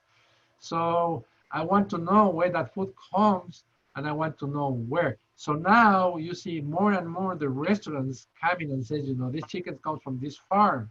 The chicken that we serve, the food that you're eating is coming from this other farm. And we have this relationship that, and people are more and more on that. Yes, who's talking? No, I think it was so technical support guy. So yeah, so if you work probably in the fast food industry, they don't care about that, you know. They just get to get you know, cheaper and faster and get it to you. But if you get in the restaurant industry, especially in places like Austin, you know, people are more conscious about food. So they are allowed to pay a little more, but be sure that they are safe, and they want to know that we are helping the local community. I think it's something that is very important. So what happened in, as I said, in the meat market, you know, like here, if you raise cattle, but you raise cattle to a point that they go good, and then you put it in an auction. So the auctioneers, they come buy the cattle and they take it to these UFOs, these big areas where they have the cattle for the last maybe a month of their lives, and they overfeed the cats with corn, because corn is subventioned by the government here, and that put a lot of fat into the cat. But also they have this, like it's close to Amarillo, Texas, there's a big farm. You can smell for miles before you get there, the animals are on that area. And there's thousands and thousands, hundreds of thousands of animals over there that the plant process, you know, in the more human way. And then moving to the United States, and then you have in Costco and all the seasoned meat, but you never have on the meat, you know, if you got brisket or things, where that meat comes from. It's just the name and the brand. That meat can be from any part of the United States. You don't know exactly. But hey, if I'm from Texas, I want to eat, you know, meat that comes from Texas, maybe. And that's the customers are right now doing is say, you know. So now there's a big fight against the government to say, you know, we have to put alive again the old neighbor butcheries. And here in Austin, they are growing and popping, and that's a good thing.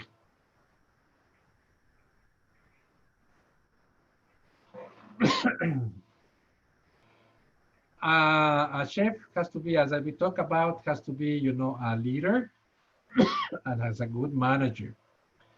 So he have to be enough to create an environment for people. You need to be willing to teach, not only to, and you need to share the information with everybody, need to exceed expectations of people, you know, need to share common goals with the people who are working with him, you know, and That's the only thing. You have to be a solid leader if you want to be a chef. And a solid leader is a people who are able to make others to follow him. So that's something that is interesting. Yes, Chef, somebody's writing something? No, it was a technical support person I'm dealing with right now. So understand the essential of the business is important also. So you have to develop some experience in the working in the restaurant industry if you want to make, if you want to work as executive chef. You need to know the industry, these things that we're talking. You have to be diligent. You have to know about sales, you know. You need to have an idea of how to move your inventories.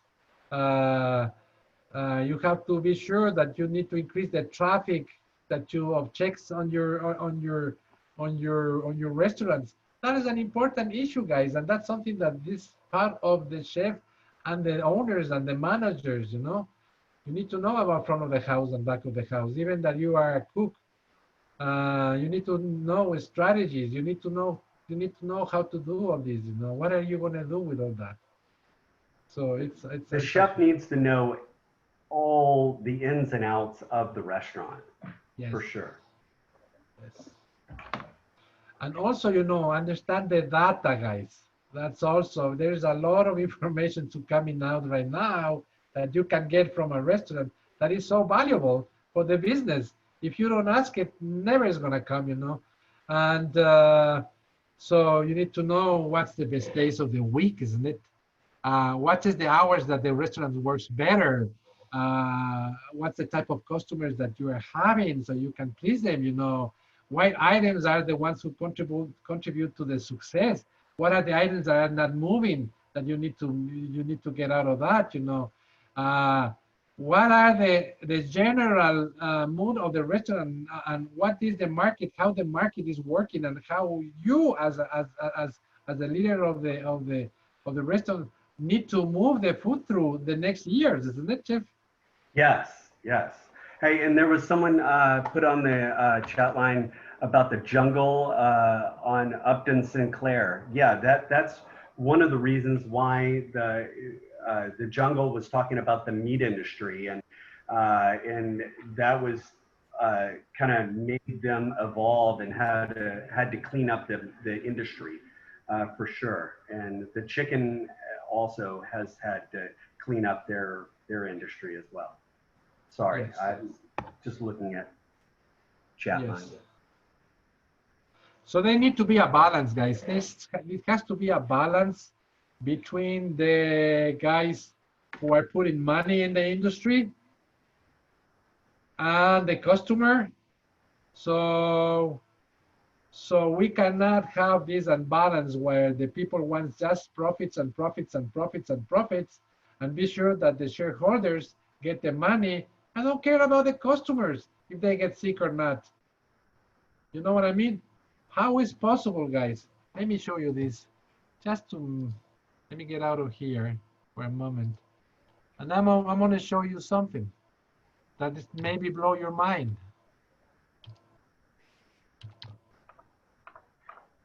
Give me 1 second, Chef. No problem.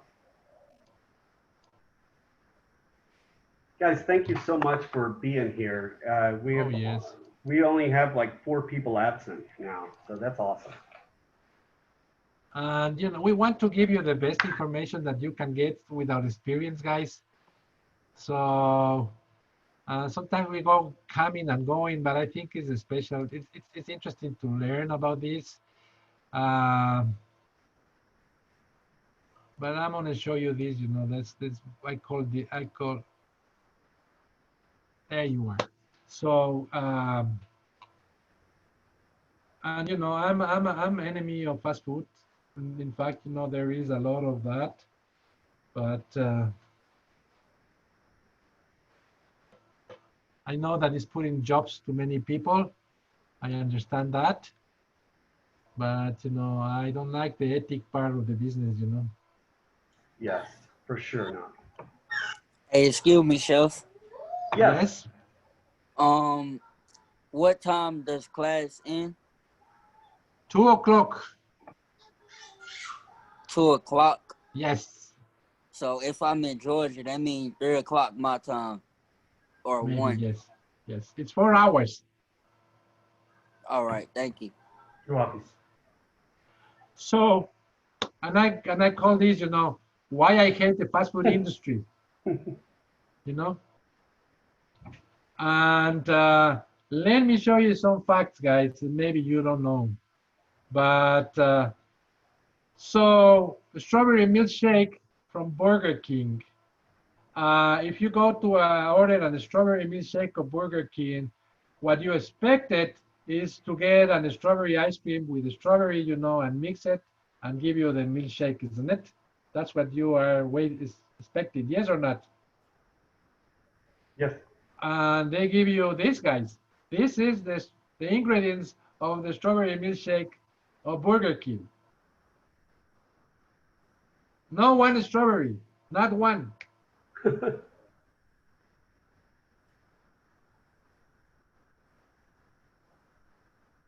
And this is what we're giving to our children, guys.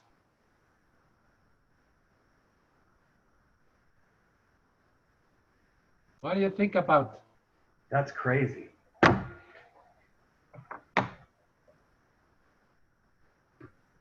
And 59 ingredients, not one strawberry. Not nutritious. So,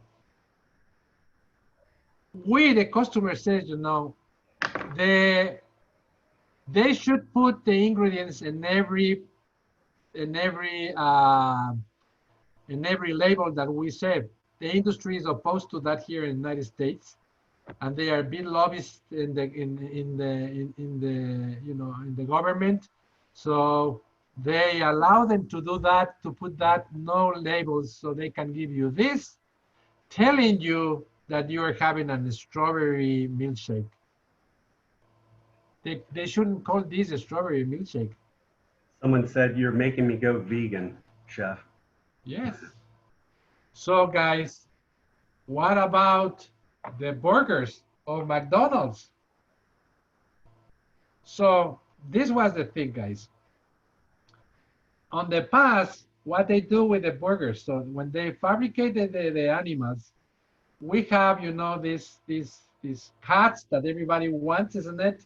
You have the loins and all these beautiful cuts that everybody put it over there, and you have the briskets and all these things. And then you have the other pieces of meat and muscles that here and there, that they are the secondary pieces, isn't it, that nobody did. Those muscles, they grind it, and they make hamburger meat, isn't it? That is the idea that they sell us, that's the kind of food that you have in a burger. But then discover the rest, they are, you know, silver skin, tendons, and all that kind of things that they used to take it out and sell it to the food industry to make food for the dogs and the pets. But they discovered that they can get all these elements that they are not for human consumption, and they grind it, and they put something that they call pink slime, and they add it, and they give the color, and they reduce the cost of the hamburgers, and there you are. You have a hamburger that costs, you know, 40 cents, and that's why we're going to give it to you, because we adding these chemicals to that, trimmings, and that's how we put the hamburgers on the market. And that's why. So they call ammonium hydroxide. That's what they put there. Yeah. And they used to do that to avoid, you know, the proliferation of bacteria, and they make very red, pink red, the color of that. So when they reported that they found that, then they says, okay, we're not going to do it anymore. We're sorry, we stopped doing it.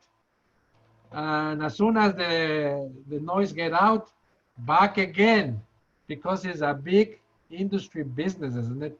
And because we are not allowed to put it in they put whatever they want because it's not labeled, there you are.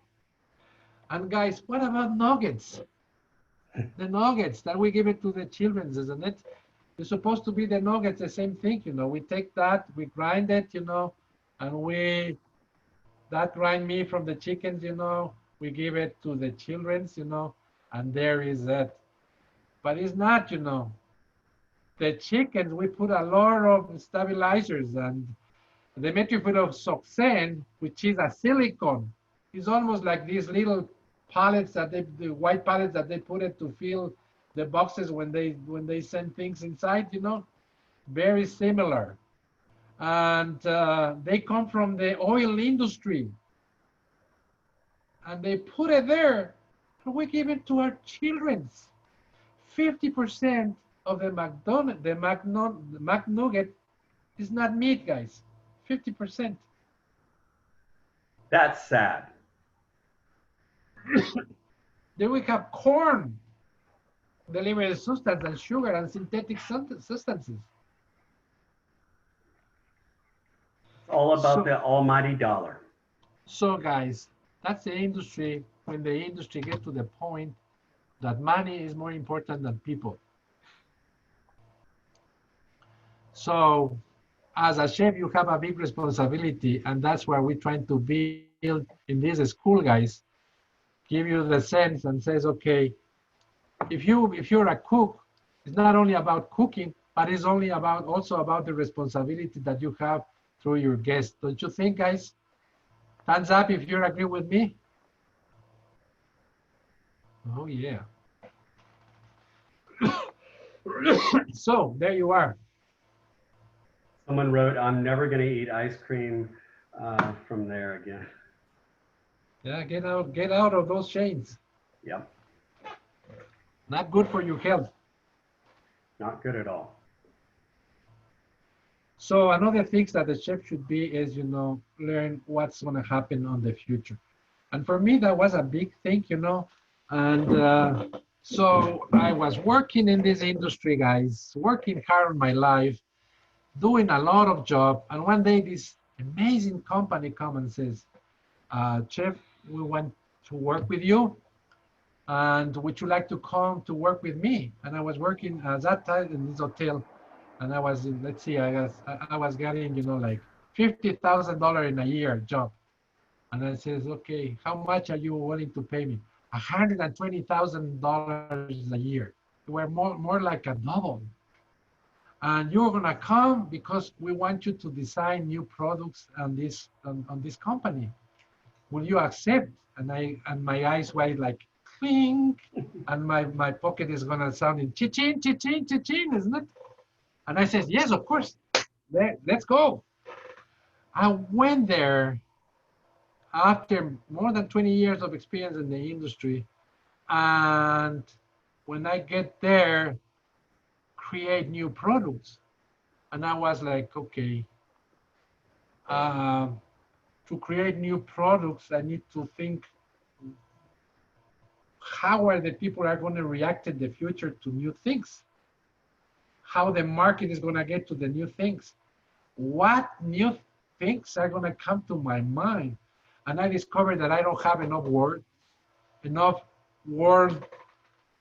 idea of how the market is going to move in the next years.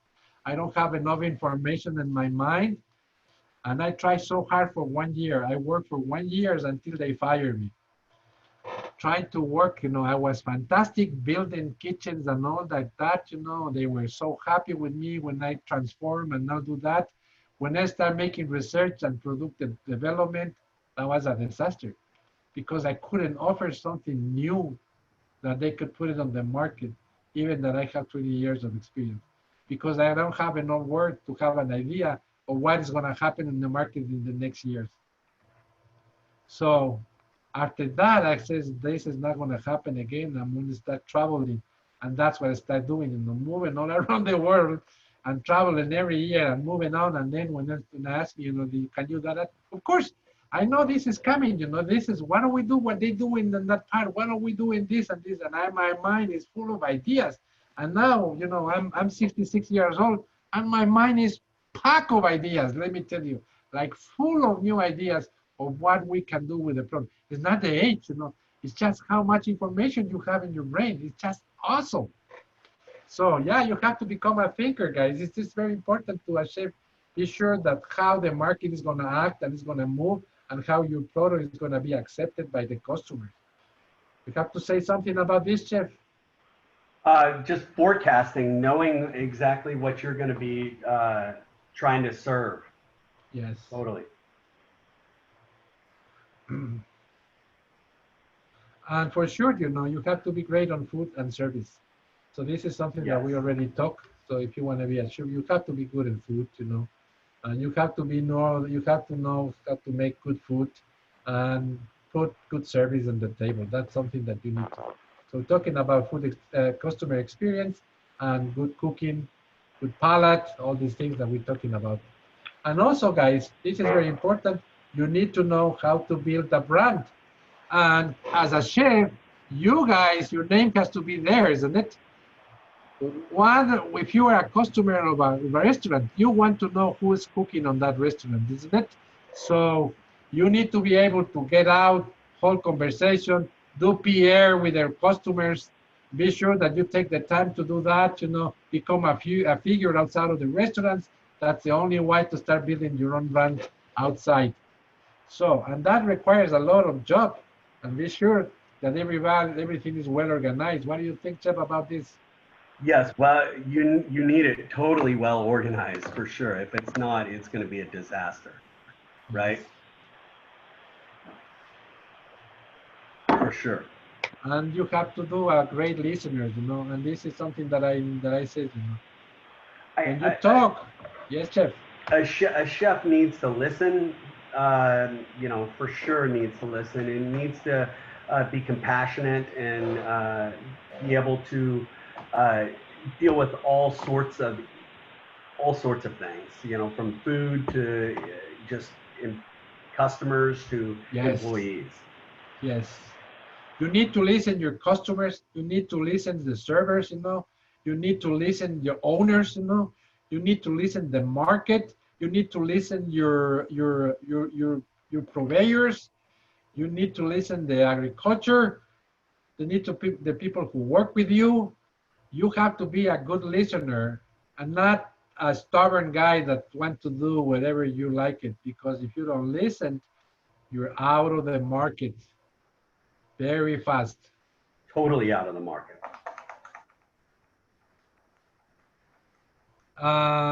So we're gonna talk about the positions on the lines, but I think we're gonna time for a break, guys. There you are, and we're gonna take 15 minutes break. So right now, I think we are on time. It's right now 12 o'clock. So let's get back 12:15, everybody. You can disconnect yourself. Be back in 15 minutes, guys. 12:15, everybody back. Cool. Thank you, Chef.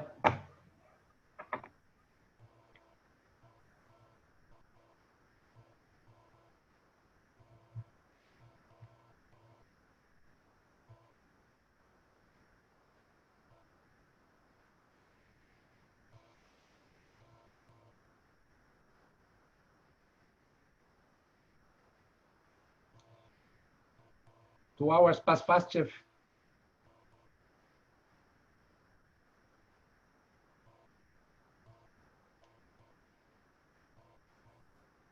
Yes, it went very fast.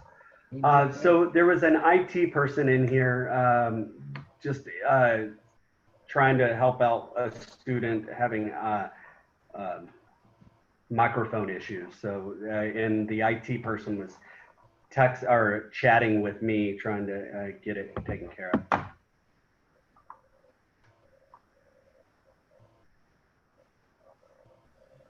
Chef Cook, this is Derek. Yes. Those recipes that's inside of your class on the dashboard, are we gonna have to cook those? No, sir. Those are just things that, you know, we just kind of think that, you know, it'd be nice for you to see, you know, just extra information. Okay. But you will be cooking those in another class, but not in this class. But maybe we're gonna cost them. So will that be after this block? Yes, it would be. Some of them. I don't know what recipes right now that are on there, but you will be. Some of them are regional, so some of the recipes are in different classes. Okay. But yes, you will be cooking some of those for sure.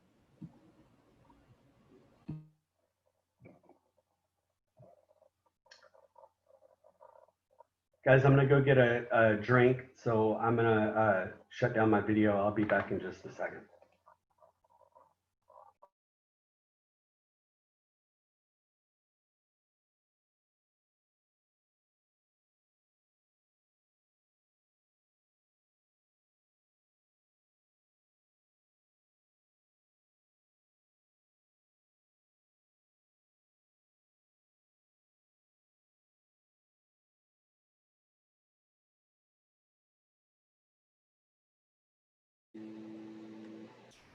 Not bad.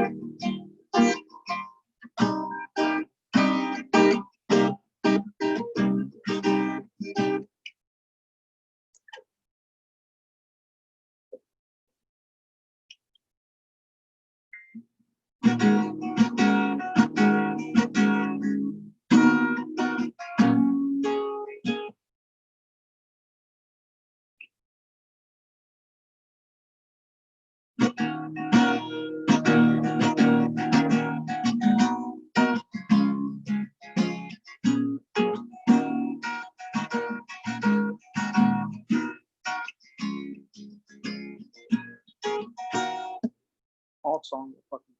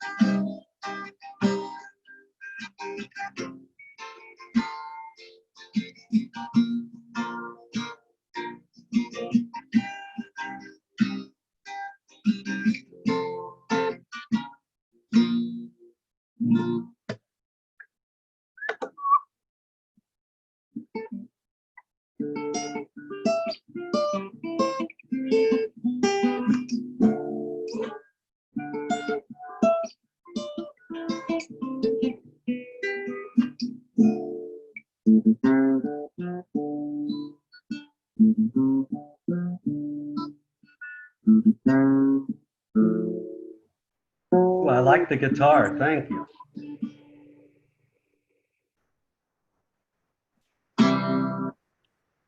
Oh, no.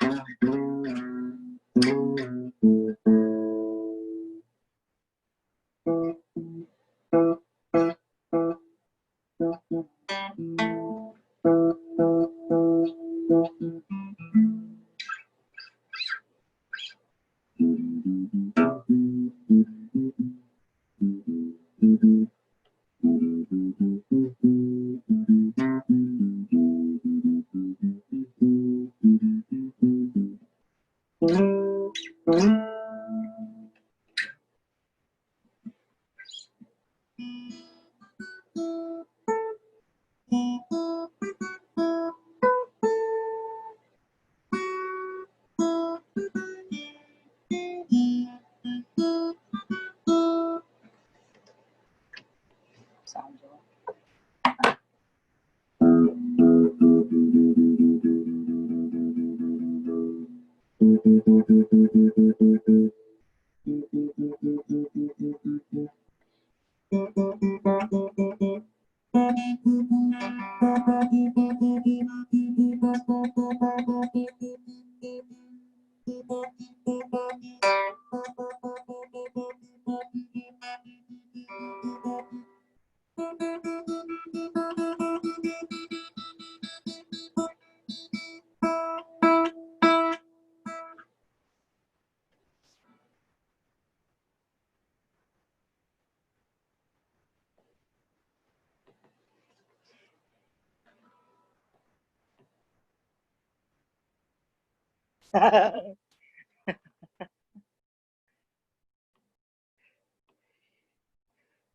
So we'll answer him, I guess, first.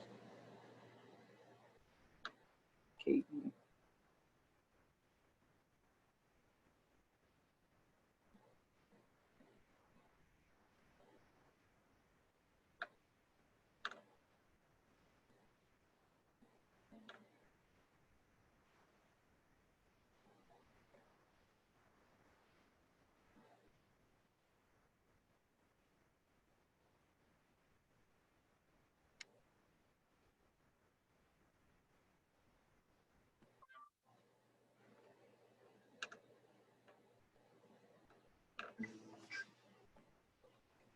Oh.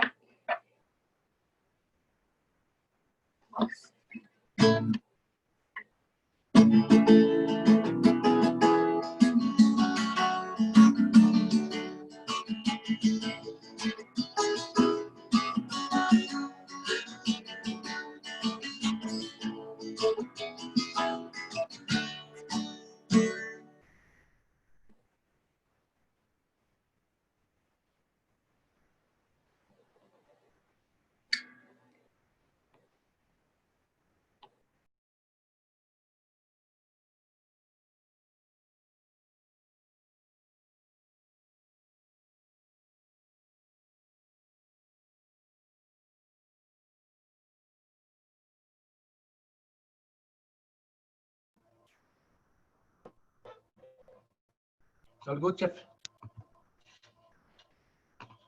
So, Chef, who are the people who was missing today? Chef Cleary, did you hear me?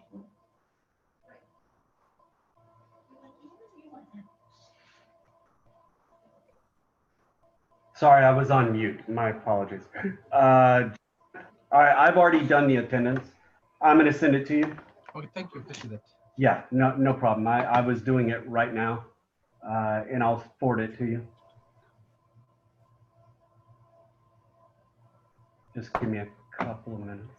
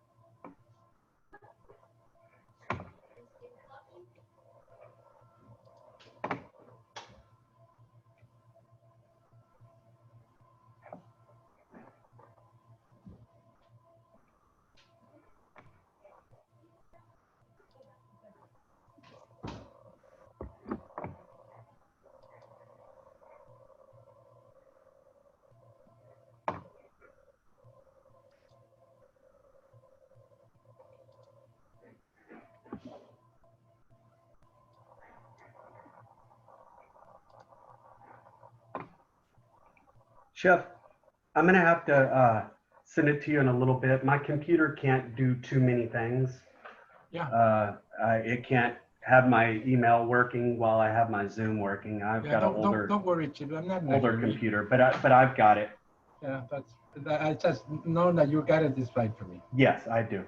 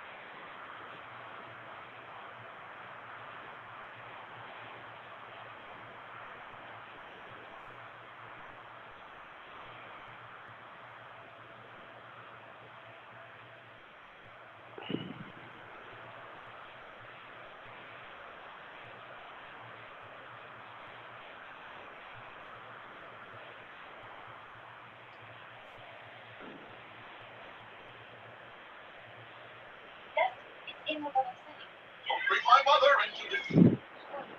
I can't wait any longer to finish my training. Being cooped up and hidden away from the world isn't helping me become a better athlete. I saw a lot that this to be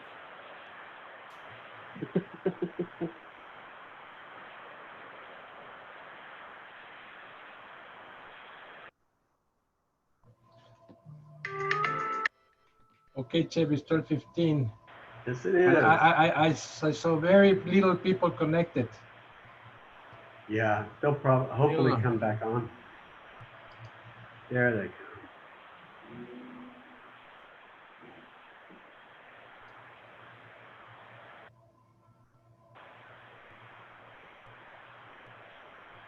Okay, guys, we need everybody to be in, please.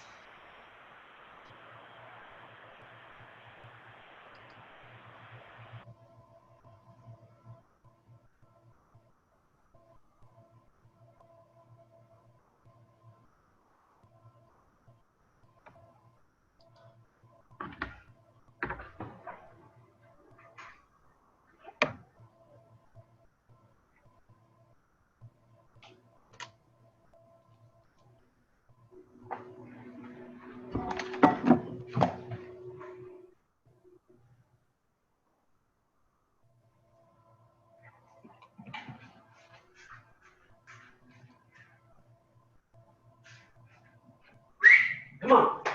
Come inside. Come on. Come on.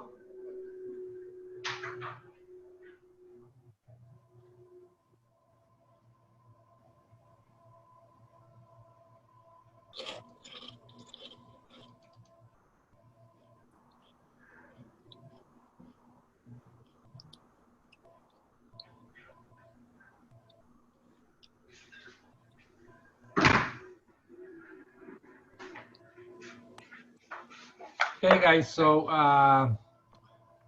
can you hear me? Yes. Okay, we're gonna start the class with this little video, guys. And the only way that you can hear is that disconnect the video. Okay, there you are. Let me check that we have enough volume.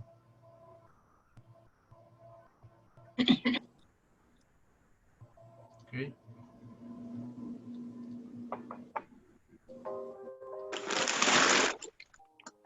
Can you hear it? Yes. Ambition. These are words that align with Auguste Escoffier, the revolutionary French chef who modernized and simplified cuisine. And of the many chefs across the world who exhibit our namesake's finest qualities, Curtis Duffy stands out. As an Escoffier Schools partner, 3 Michelin star restaurant chef and owner, James Beard Award winner and philanthropist, Curtis Duffy embodies the spirit of Escoffier and demonstrates the places determination can take you. From home economics class to the job of his dreams, Duffy walks through his 25-year career path to the top and his advice for aspiring young professionals embarking on theirs. I'm Curtis Duffy, chef owner of Grace Restaurant in Chicago. Thank you for having me in your classroom today. My passion for culinary arts began when I was probably 14, when I stepped into home ec class, probably 6th or 7th grade. Home ecs really shaped the foundation for me. It kind of built a great platform for me to want to and understand what I was getting myself into. And, you know, it just gave me a foundation of like, what is cooking going to look like on a very elementary level? Then I knew I could eventually build upon that. When you step into culinary school, a lot of the times it's focused 100% on food and cooking. When you spend time in the kitchen, eventually you're going to be a great chef. But it's knowing the backside of what we do, which is the finances, understanding that in great detail as well. With anything in life, whether it's food, photography, motocross, whatever it might be, it's coming from within. It's following your passion from within inside. Not stepping into the field of food and wine with the idea that I'm doing this because I see somebody on TV doing it and they must live a great life. You know, it all comes from within. You have to be driven from within. Otherwise, you're not going to be happy. I think I've been fortunate enough to have a handful of mentors in my career. And even though I've only been with them for a short period of time, you know, sometimes it's only 2 years, sometimes it's 4. Sometimes it's been since 6th grade, which was my home ec teacher. She still is a mentor to me as well. There's a gentleman named John Souza who I spent 6 years with at a private golf club in Columbus, and he really allowed me to build my fundamentals, and he showed me the fundamental of cooking techniques and service and things like that. So there's a lot of times throughout my day where I'm cutting up a piece of fish or butchering meat where I can remember that moment in the kitchen where he first showed me how to do that. And it can be very powerful. You don't really understand how much you've learned until you move on to the next job or the next chef that you start working for. I think being successful in any industry, really, I think it's hard work, it's dedication, it's being passionate about what you do. It's about having an inner drive, that inner fire that fuels you every single day when you wake up to get it running, you know, and just being humble overall. We've always built the restaurant on 4 pillars, the 4 foundation, which is service, food, ambiance, and the wine world. Obviously, you have to start with a great product.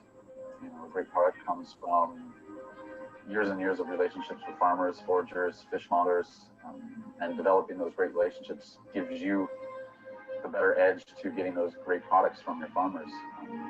Then it starts with great service, and how do we give the best service possible, and then how do we refine it every single day. And it's the same with the cooking techniques of food. How do we constantly refine what we're doing every single day and get better every single day without being complacent and feeling that mundane place that you could easily fall into. Farm to table practices and sustainability are very important in the food wine world. You know, it's about allowing the chef to get the best product within hours out of the ground, which is important, but also help connect yourself with the chef in the land and understand where it's coming from and only taking what you need as a chef. It's about being able to have those products available in the future. I think culinary school can help your advancement through the industry through the connection of the relationship to the chef in the restaurant, building a foundation, and building also the fundamentals of cooking. 2 things that the Escoffier schools provide that stand out to me are the farm-to-table experience.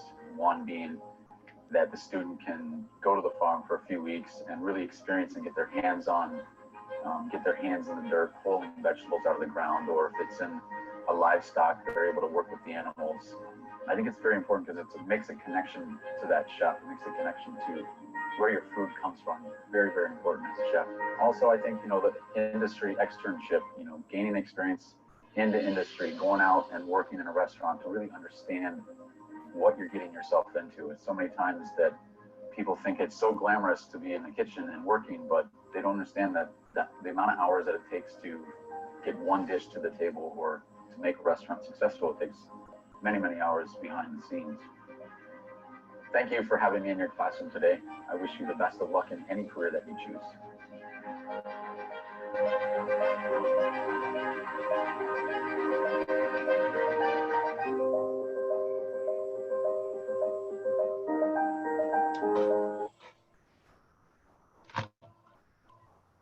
That was nice, isn't it? Yes. I know some people were saying it was lagging. I know just because we're streaming. But, you know, you could hear everything that he was saying, and it all resonates. As a chef, you need to have all of those, you know,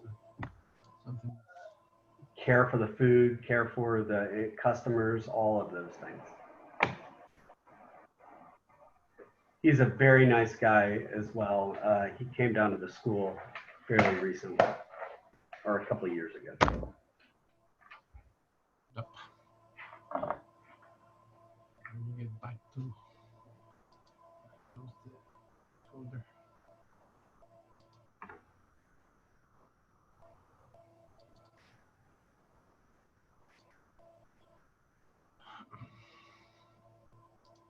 Let me just get the folder, Chef. Can you say that again? I accidentally closed the folder. Oh, okay. My slideshow. That's fine. We'll get it up. While you're getting it together, you know, as if you've never, and I don't know if it was still on there, but it was on Netflix. He had a show called, or it was a documentary called "What About Grace," and it was on Netflix. I don't know if it is still on Netflix or not, but it is a great little documentary. You should try to find it. Any documentaries of his is really good. Yes, I agree with you, Jeff. Yes, and you know, I mean, he went so far as to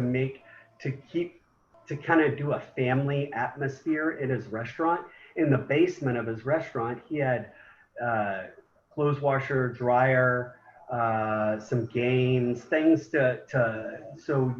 his employees would come into the basement, do their laundry, make it more of a community, more of a family atmosphere. And that created loyalty because everybody felt like they were part of something. And he cared for his employees. So the employees worked so much harder to make it a Michelin star restaurant. To make it a Michelin star restaurant, you can't just do it by yourself. You do it with everybody on your staff, and that's how he created a good family, or a good working family. That's completely true, Jeff. Yeah. So there you are. We're talking about, you know, if you are a leader of something, you need to know what the person who is behind you is doing it. In general, it will apply if you are an owner, an investor, maybe that's not the case. But if you're an executive chef, yes, it is the case. You need to know. So this is like, I'll give you an example. This is a chart of the positions that you have in a medium-sized kitchen. So you have the executive chef on the top, and then you have the executive sous chef or the chef assistant, and then you have the chefs de cuisine. That will be depend on how many stations that you have. Maybe a pastry chef, maybe a garde manger, maybe a banquet chef, you know. And then you have the line cooks on every stations, and then you have the prep cooks behind, and then you have the apprentices behind.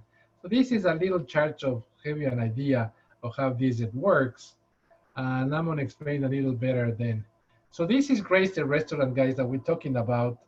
And this is in Chicago, Illinois, and that is the restaurant of Chef Duffy, and this is the co-owner, you know, there. And as you can see, it's just a beautiful atmosphere that gives you peace, tranquility. And this is this kitchen, guys. And this is, as you can see, so this is something that you will see, guys, very common. The more that you work in the better the restaurant, the cleaner the kitchen. That is normally something that you will see. It's just phenomenal how they look like, you know, like almost like a clean environment. It's just beautiful. You don't see dirty floors, nothing like that. I have the experience to go to France and get to these 2-star Michelin restaurants. We get into the middle of the rush hour. They let us get into the kitchen. The kitchen was impeccable. And this is some of the dishes that he used to make, Chef Duffy, and his restaurant. And it's just awesome. Beautiful.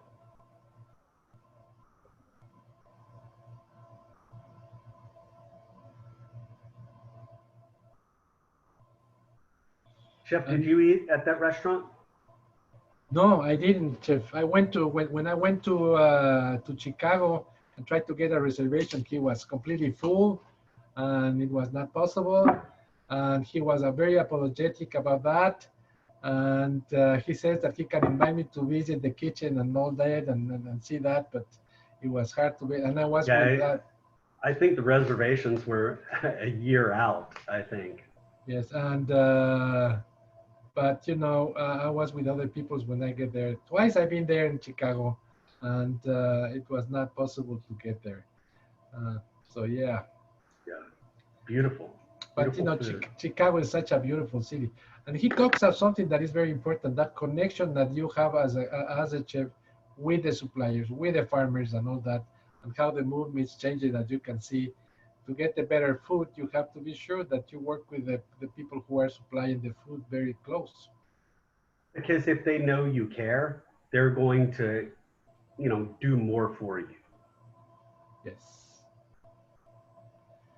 So I'm gonna put another video, guys. Sounds good.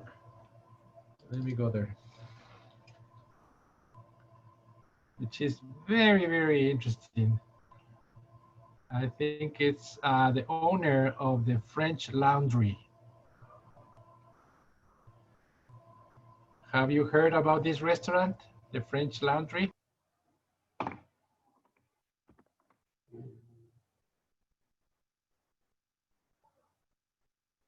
I don't have any hands up, so I think not many people have.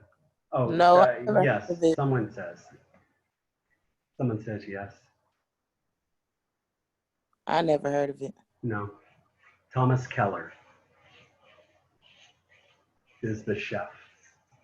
And he was our guest graduation speaker this past graduation. It was good. He's an amazing chef. He has a restaurant in Napa Valley. Yes. Or is it Sonoma, chef? It's in Sonoma, chef. Sonoma, not Napa.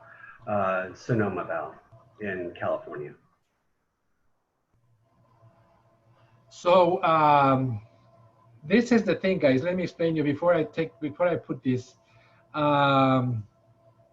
These guys in California start with a movement on the early 60s, and that movement of food was the head of that movement was this woman chef that for me is like this amazing woman that come from she went to France, she get back to Berkeley, and she want to have kind of a little place where you can go there and, you know, the artists, the bohemians, you know, that can come there and have their food. And they open that place called Chez Panisse. And what's the name of that chef?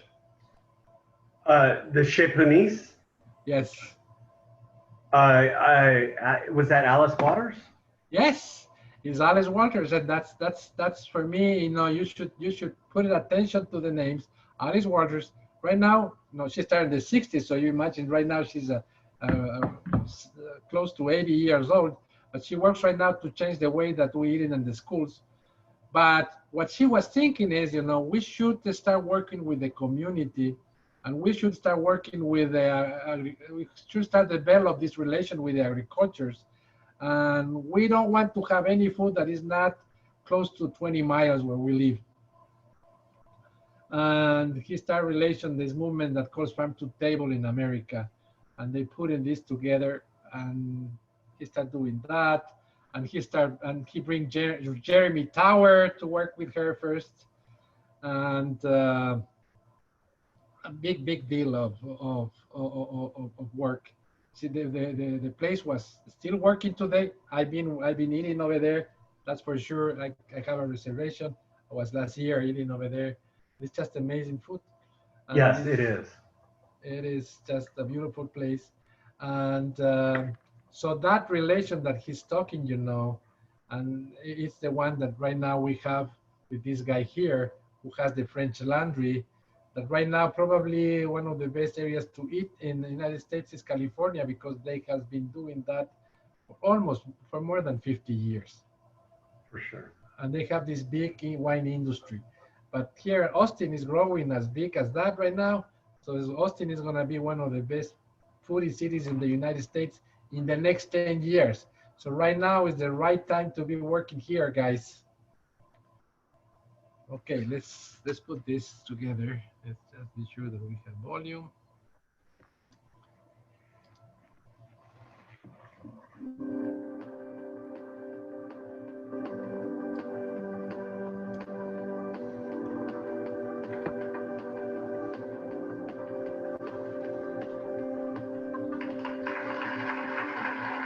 Restaurants are amazing. They're really amazing places.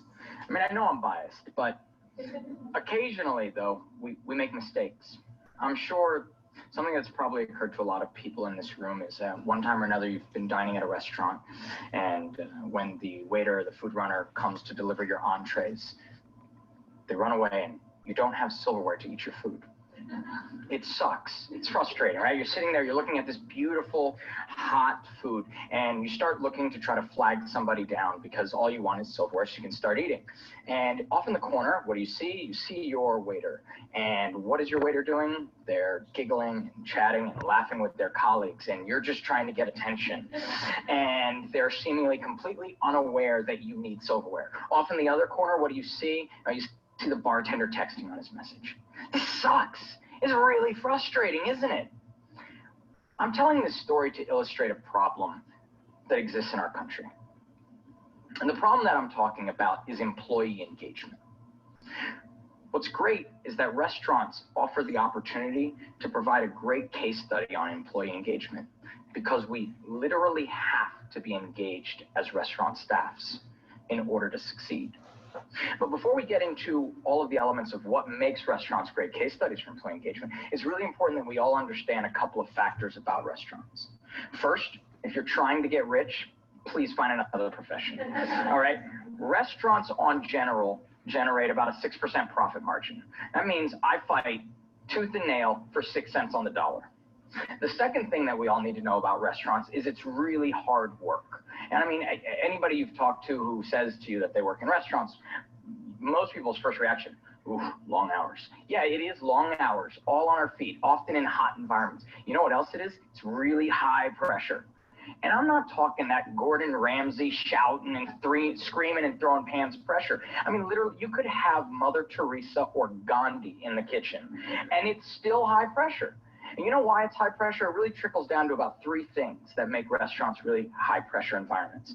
The first one is that we're dealing with a perishable product, our raw food.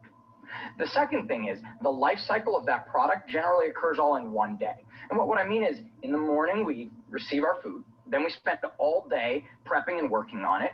And then at night, we serve it.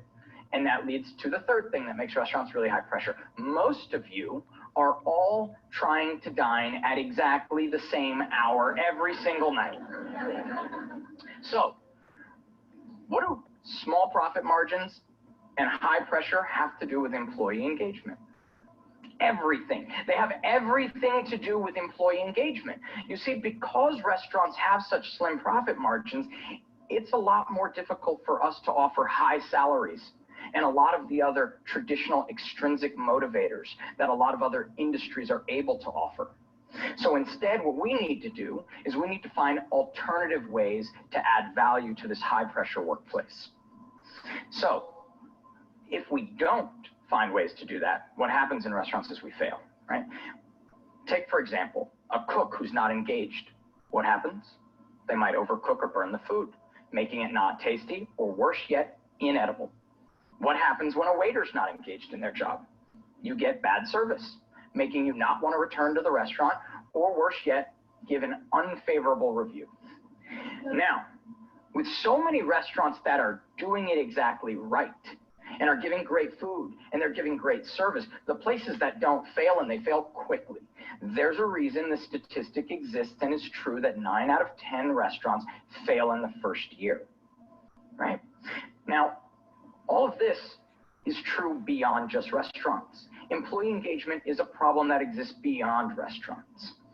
Both Gallup and McKinsey have been conducting surveys on employee engagement since 2000.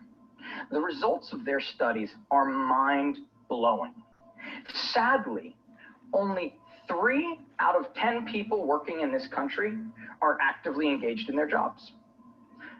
5 out of 10 are disengaged at work, and the last 2 are defined as actively disengaged at work. This is crazy. I mean, here you need to know more about this. They surveyed over 25 million people in nearly 200 countries in almost 70 languages.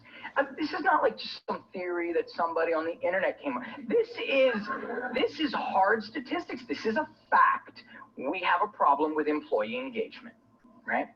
So at our restaurants, we do a lot of things to really foster and try to enrich and enliven an environment of employee engagement. And I believe that a lot of the practices that we do can be applied across other industries. The first place we need to start as companies is with celebrating the individual. Teray is a gentleman who's a server at one of our restaurants. Teray used to come to work every day, and he always had his camera, and I'd see him, he'd be snapping pictures of this and that and the other. So one day, since I saw him always carrying his camera, I sat and I had coffee with Teray, and I wanted to chat with him a little bit. Hey, Teray, I noticed you always have your camera with you. Are you a professional photographer on the side? Something common, a lot of servers and bartenders have another job on the side. To which Teray explained to me, no, I'm not a professional photographer on the side. I'm just really passionate about photography. Okay, that was great. You know, we talked about it a little bit more. Fast forward about 6 months later, we were opening another restaurant, and we were developing the website for that other restaurant. We hired 2 other professional photographers to take all the pictures of the food in the room for the website. And then I remembered, wait a second, Teray is really passionate about photography. This would be a great opportunity to get Teray involved. So I went to Teray and I talked to him and I offered him a price that I would pay him to take some pictures. He was fired up. He was like, what? I'm literally, you're going to pay me to take pictures? Yes, right? So Teray got so fired up and he grabbed his camera and he went and he started taking pictures of all the restaurants and everything. And in the end, he delivered me almost twice as many pictures as either of the other photographers. What did we do? We put some of his pictures up on the website. He was so proud. He was so happy. You know, actually, Teray wrote me a card afterwards. I brought it because I want to share one of the things that Teray wrote in his card to me. So, Gabriel, thank you for giving me the opportunity to photograph the restaurants and allow me to manifest one of my dreams. Words can't describe your belief in me from day one to be an asset to the family, and it's been a beautiful thing to watch us grow. I love that I come in every day and it never feels like work. It never feels like work. That's amazing. That's what I want everyone to feel like, is that it never feels like work. And what did it take? It just took me taking an interest. And you know what is the best thing that came out of this? It wasn't even the pictures. The best thing that came as the end result of involving Teray and taking pictures was the passion and the excitement and the energy that he took back to the restaurant that he's a waiter at. And he put all that passion and that pride into all of the guests that he served and into his colleagues. And they benefited from his enthusiasm far more than we benefited from some pictures.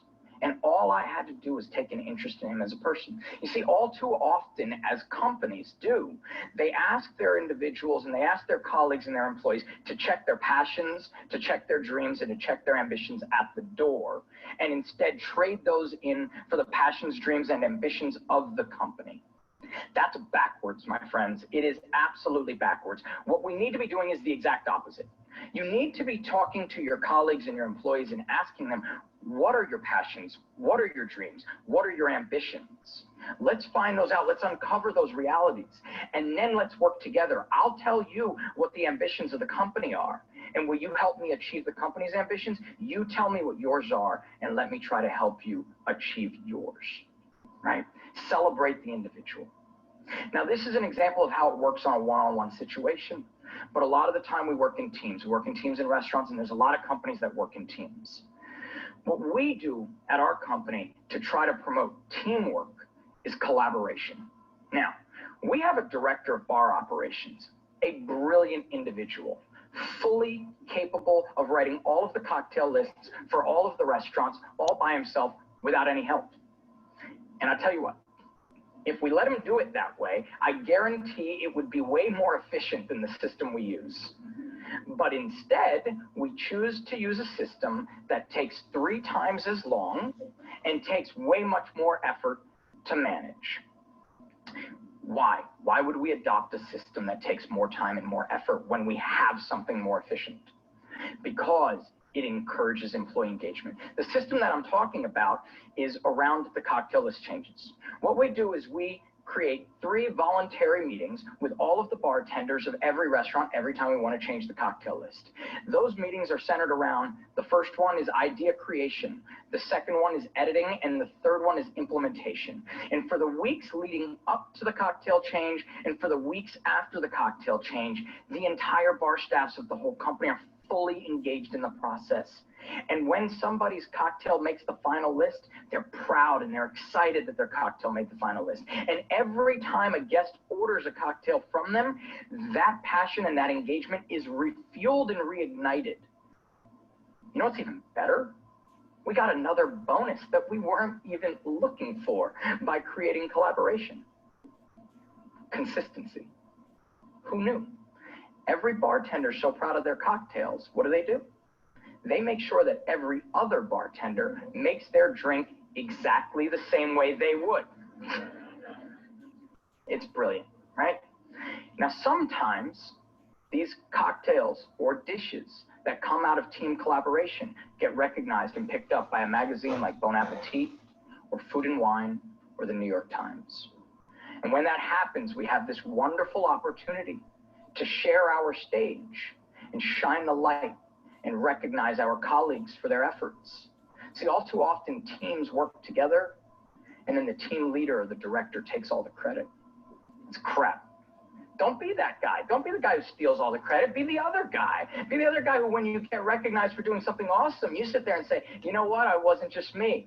I had Jill with me. I had Steve with me. Actually, that drink is his. And so we do that anytime our dishes or our cocktails are recognized. We share the spotlight. And we allow the people that we're working with to be recognized for their efforts. There's other ways to share the spotlight, though. And that's internal promotion. You see, a lot of companies talk about career development and clear paths for growth. But all too often, I think those are hollow words where people say that that's what they care about, but their actions don't always follow that. That's not good enough anymore. We need to do better. We need to make sure that we are promoting from within, and we need to also amplify the stories of that promotion. A few weeks ago, the general manager of one of our restaurants put in notice because she's moving out of New York, sadly, to move to Austin, Texas. This left us with a hole at the top level service management position in one of our restaurants. The person that was directly under her, ready to take the position, or was not ready to take the position just yet. They were doing a great job, but they weren't ready to be the general manager just yet. So we were faced with a dilemma. What do we do? Do we look for somebody that's very qualified externally, or do we find a more creative internal solution to this problem? In our company, we constantly promote and we constantly talk about this idea of internal promotion. So it's important that if we're going to always talk about it, we got to put our actions where those words are. So what we've chosen to do is actually find a creative solution. Instead, what we're going to do is we are promoting the general manager of the other restaurant across the street, a guy who's been in his position for 3 years, crushing it every day. He's been doing such a good job at one restaurant, we're going to give him the opportunity to try to do it at 2 restaurants. Then what we're going to do after that is we're going to take the 2 service managers at each of these restaurants, and we're going to promote each of them to be the assistant general manager. Then what we're going to do is we're going to identify a waiter or a bartender or a maitre d' who has leadership potential, and we are going to offer them their first management position, and they will become the new service manager. And then what we will do is hire a new waiter or bartender from the outside. You see, when we promote from within, what we have the ability to do is improve our retention. We have the ability to promote and enrich our culture, and we have the ability to do better training.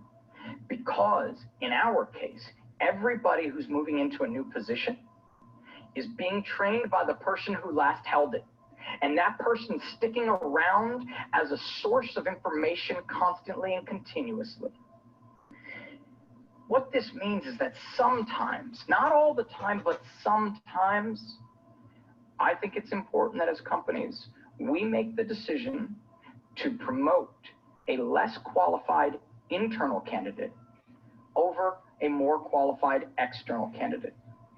Because when we do that, we have the ability to make ourselves a more attractive employer internally and externally, in addition to improving retention, improving culture, and improving training. Because what's going to happen when that new waiter or bartender comes into our company is they're going to be surrounded by every layer of management above them was once a waiter or bartender, and they see in their faces an amplified story of, if I work here, I have the opportunity to grow too. Externally, it brings more talent to us. It's brilliant. People that are coming into our restaurants, that work at other restaurants, see the general manager today and they know, I used to come to this restaurant 3 years ago. You used to make my cocktails. Today you're the general manager. I want to work in this company. I want to be a part of this. There's opportunities for growth. And the more we do this, over time, we begin to surround ourselves with an entire team that represents our investment in them. Currently, the unemployment rate in this country is 6%. A lot of people are up in arms about that. It doesn't bother me as much as a different statistic. What bothers me is that 7 out of 10 people that have jobs in this country are disengaged. That they're simply going to work and they're clocking in and they're clocking out. Or worse yet, some of them are actively undermining the ambitions of the people who do care in that company. That's the real problem in my mind. Lack of engagement is a real issue, and it's something that we really need to work on. And it's got to start with CEOs, founders, leaders, and managers. And those same Gallup and McKinsey reports about employee engagement suggest that many people are trying. But you know what else it suggests? More people are not trying. And of the few managers and CEOs that are trying, they're only finding success a third of the time. That's inadequate. We need to make change. And the ways that I found to make change, and the ways that I encourage you to make change, are to celebrate individuality. Help the people that you work with live their values and their passions and dreams through the company, inside their work life and outside. Second, create collaboration. Be intentional about it, even if it's not the most efficient way, and even if it means creating more work and more time. Create collaboration and share in the recognition when you do. And lastly, and most importantly, we must make as a default way of thinking internal promotion. It's got to be that way. It's how we're going to build better cultures and better teams. Because if we don't do these things, we're going to continue to tread water, and we're going to continue to stifle production, innovation, and job creation. So think about all that we have been able to achieve as a country with only 3 out of 10 people engaged at work. Imagine what we could create if 5 out of 10 people were engaged at work. Let's start making a dent in employee engagement. Thank you.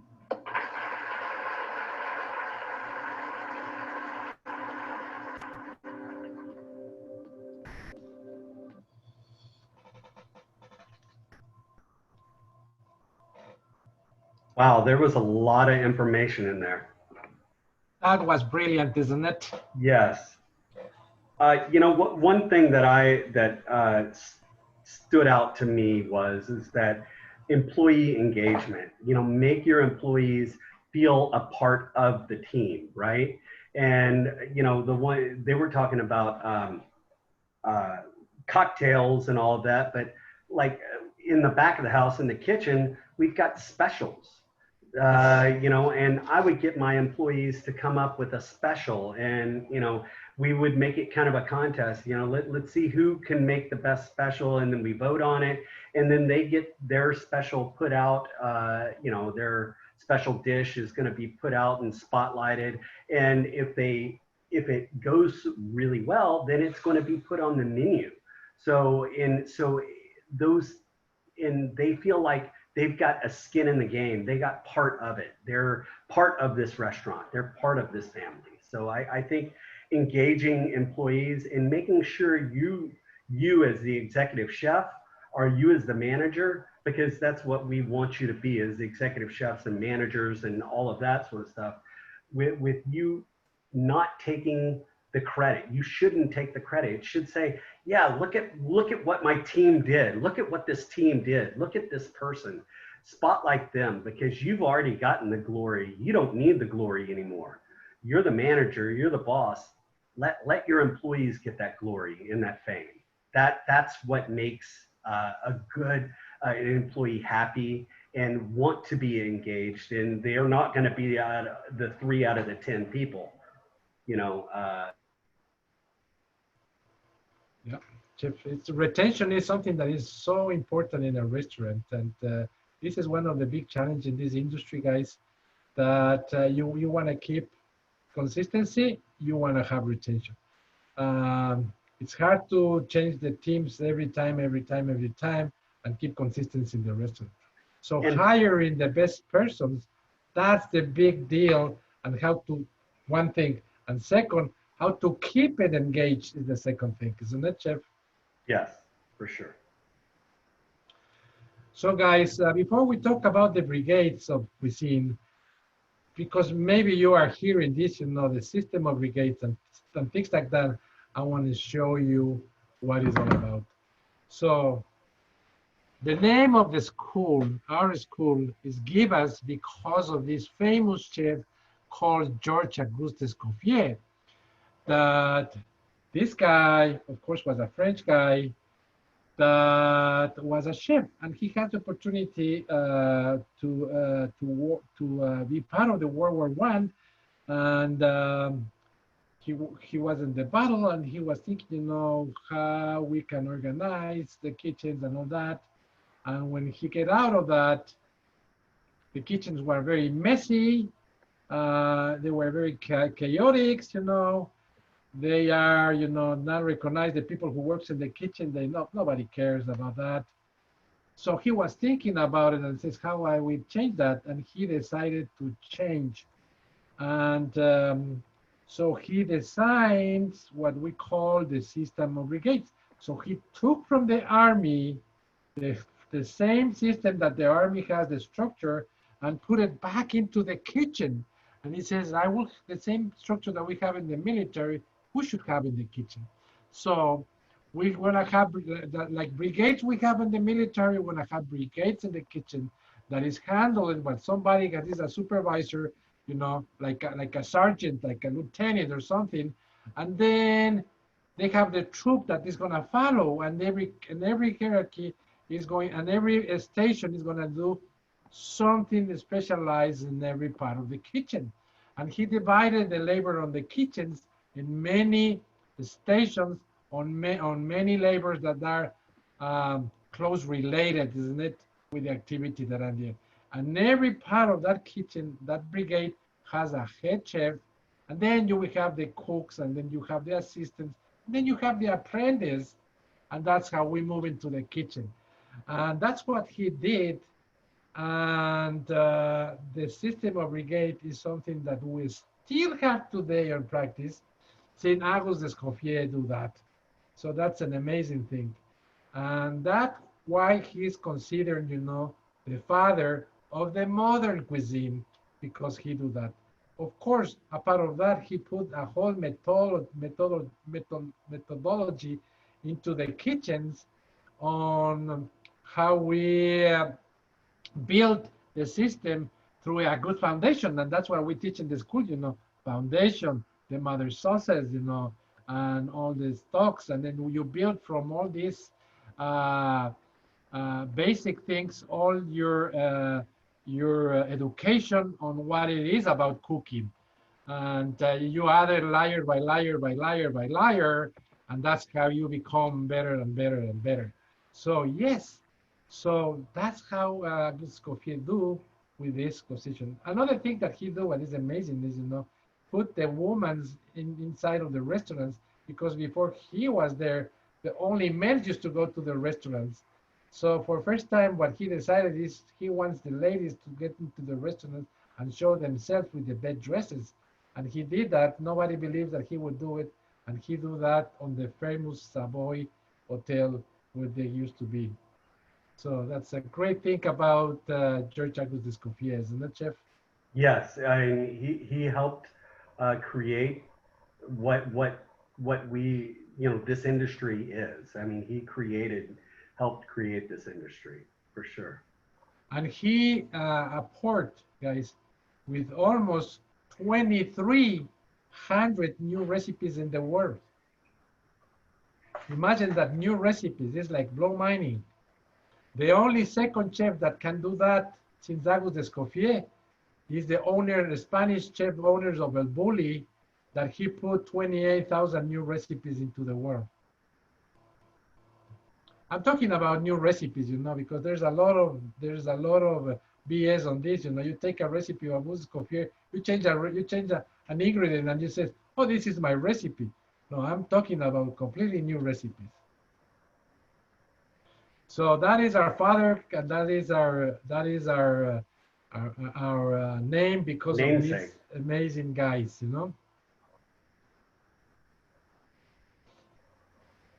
So that's the head of the kitchen, He was a head of a kitchen, and that's the head of a kitchen, executive chef. We call chef, but the real name will be executive chef. Isn't that? Chef is responsible for all the kitchen operations, including ordering, supervision, all the stations, and develop menu items and all the things that we've been talking about, responsible for all the kitchen operations, the development of menus and the staffing and all that. And then you have the sous chef, isn't it? Sous chef in France means under chef.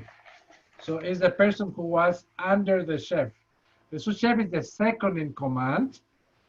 So under the chef may be responsible for scheduling, for filling, for checkup of the staffing, assisting in the station of the chef when it's necessary, be sure that that inventories has been taken and all that. It's a person who is completely assistant on the.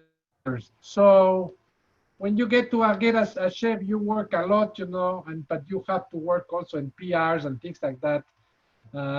Be sure that the restaurant works. So the sous chef is the one who is helping with a lot of that work.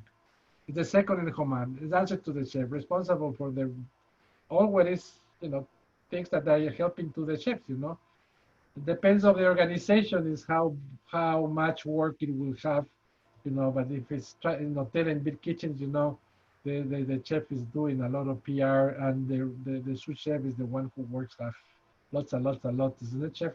Yes, I mean, they're the ones that are on the front line. The executive chef kind of manages the whole thing, and the sous chef is on the front line. They're the ones that are fighting the battle, cooking, helping cook the food and getting the employees going. So they are a big part of the facility. Yes. So in big organizations, I tell you have the chef in a lot of meetings, and has to report the numbers, and has to do a lot of planning and things like that. When the sous chef is doing the activities that normally the chef will do it. Isn't that, chef? And then you have what we call chef de partie or station chefs. If it's a big organization that has big kitchens, that will happen, and the chef de partie is a head of a station or a head of a kitchen, depends on what it is. Like in hotels, you can have a chef de partie that says, he's the chef of the breakfast. In the kitchen, as example, in a restaurant, in a bar, whatever it is. So yeah, so these guys has their own brigades. So it's like a sergeant, It's got his own brigades, has a group of people who has to do the cooking. They call it station chefs. Sometimes in the small restaurants, we call line cooks, they are in charge of the lines, if it's in the small restaurants. But let me tell you this, guys. If you are in a big organization where it's really well-defined, the work, that is very specific what you have to do. When you are in a small kitchen, guys, what's going to happen is the the line cooks have to be more rounded. They need to know more about other stations because the kitchens that are smaller require more knowledge of the people who are working. Don't you think, Chef? Yes, yes, for sure. So this is the name of the French names that we start to know. We have the executive chef, and then we have the head chef or sous chef, isn't it? And then we have what we call the expediter. This is a position in the kitchen we call the expediter. You know what is an expediter, guys? Richard? Let me see if I see. Yes, sir. An expediter is pretty much he gets the food out there. He makes sure everything looks right, plate looks right, and he gets the food out to the waiter to get them out to the customer. Yes.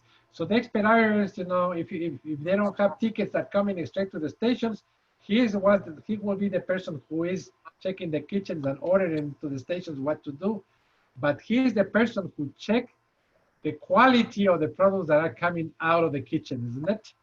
Yeah. So, and he has a record of every table and be sure that all the dishes are coming to the tables in the way that it should be. Nothing forget, and the quality is the same. So very big job in the kitchen. The expediter is the very last person to see the food before it goes out in the kitchen or before it leaves to go to the customer. So, you know, the expediter needs to know exactly what every plate looks like, what it should look. Yes. And in professional kitchens, guys. Yes, Chef, it was coming. Oh, sorry. Usually the sous chef is the last person to see the food. So, go ahead. Yes, it is. And, you know, and there you are. So in the other side, in the front of the house, guys, what happened is right now you don't want the waiters getting into the kitchen and waiting into the kitchen for the dishes, you know, disengage it from the tables. So now we have what we call runners. We have these people that get the food from the stations in the kitchens and take it out where the guests are, so the waiter don't have to abandon the tables and diminish the experience. So these runners are the ones who do that, and the runners are saying that you don't have that noise in the kitchen. I got it muted. Okay. So there you are, and then you have the stations, guys. These are the stations. So saucier. So the saucier is like a position that is close to be a sous chef. It's a very experienced chef that is there, guys.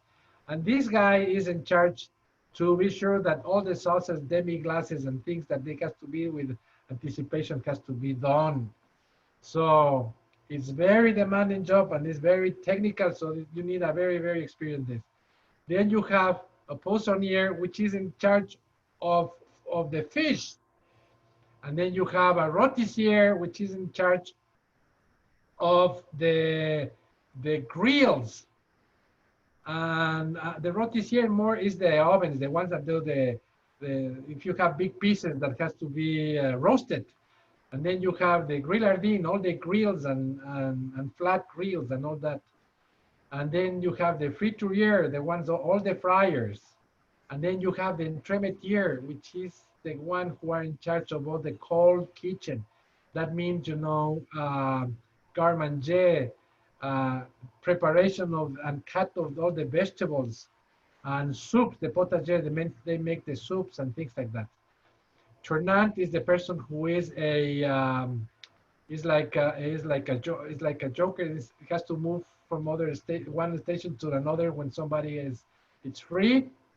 And then you have the guard. Can I jump in real quick? Yes, Chef. That station, the tournier, basically it's a great station to actually. I enjoyed working that station because that station right there is if someone's out or if the grill person is out, you work the grill, or if you're just tournée position is basically you're going in and working all the positions. And that gets you kind of gets you ready to become the sous chef. You know, you're working all those positions. And So, it's a guys, good job training. Yeah, to put it in that way, associates and turnants, that's the ones who are fighting for these positions over here. Yeah. Then you have the garde-manger, you know, they are in charge to make all the sausages, you know, pâtés, grillettes, rillettes, salads, isn't it? Hors d'oeuvres, all the things that is in charge of that. It depends on the size of the kitchens, you know. By example, in hotels, this is a big department that is a lot of caterings and a lot of things. So maybe the garde-manger has a huge station, isn't it, Chef? Yes. They do anything cold, like salads. They do desserts. They plate up desserts a lot of times now. There's a lot of stuff that they do. Yes. And then you have the butchers, you know, here in the United States is less because you will have this process that we are doing out of the house normally. But if you get out of the country, there is a butcher in the kitchen, guys, especially in hotels and big operations. And sometimes now they hire a butcher like every week, or, you know, sometimes they don't have one on all the time, but the butcher will come in and butcher all the product for the next day or whatever else, or for the next week. Yes. And then you have the chef pâtissier, or the in charge of all the desserts, you know. And then you have the candies, the ice creams, the decoration, you know, of cakes, you know, and the bakeries, the ones who make breads. So that's a whole big station that you have over there. So be the pâtissier chef, it's very close. It's at the same level, maybe at the sous chef, if you get at that.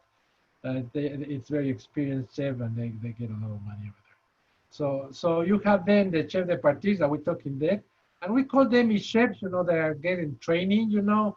These are people who are working in the stations that has a lot of experience.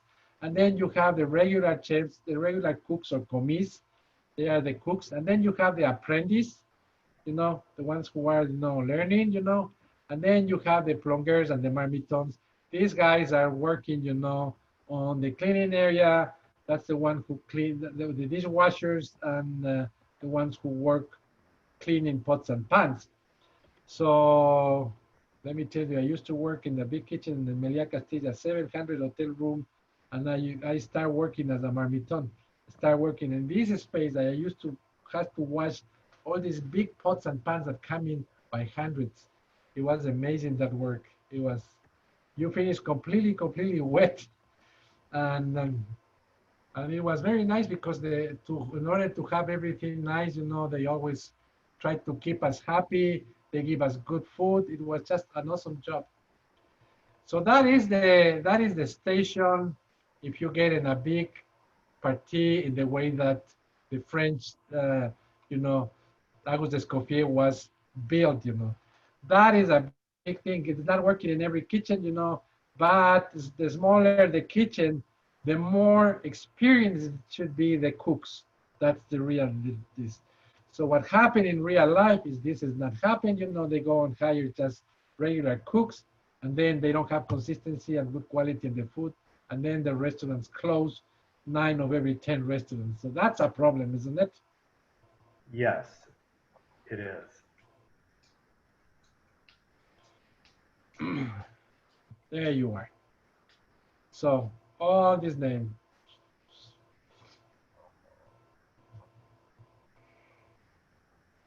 And in French, the expediters we call abouillé.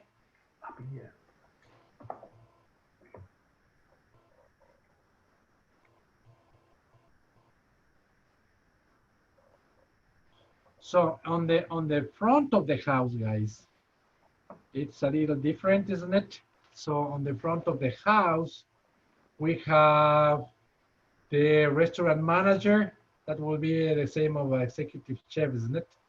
That is in charge of that. And then we have the maitre d' or maitre d'hotel, which is the person who really is in charge of all the operation of the the service, and maybe we'll have head wine waiter, or a sommelier on the top, depends on what it is, or a sommelier down there, and then you have the apprentice on the sides, and then you have the station head waiter, and then they normally call Capitan.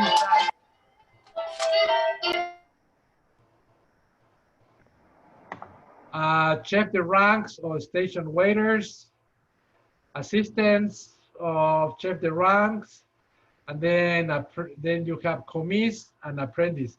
This is a little harder, guys, professionally, and that's why, let me tell you this. You know why the service sucks in the United States? Because we don't have professional service. I completely agree.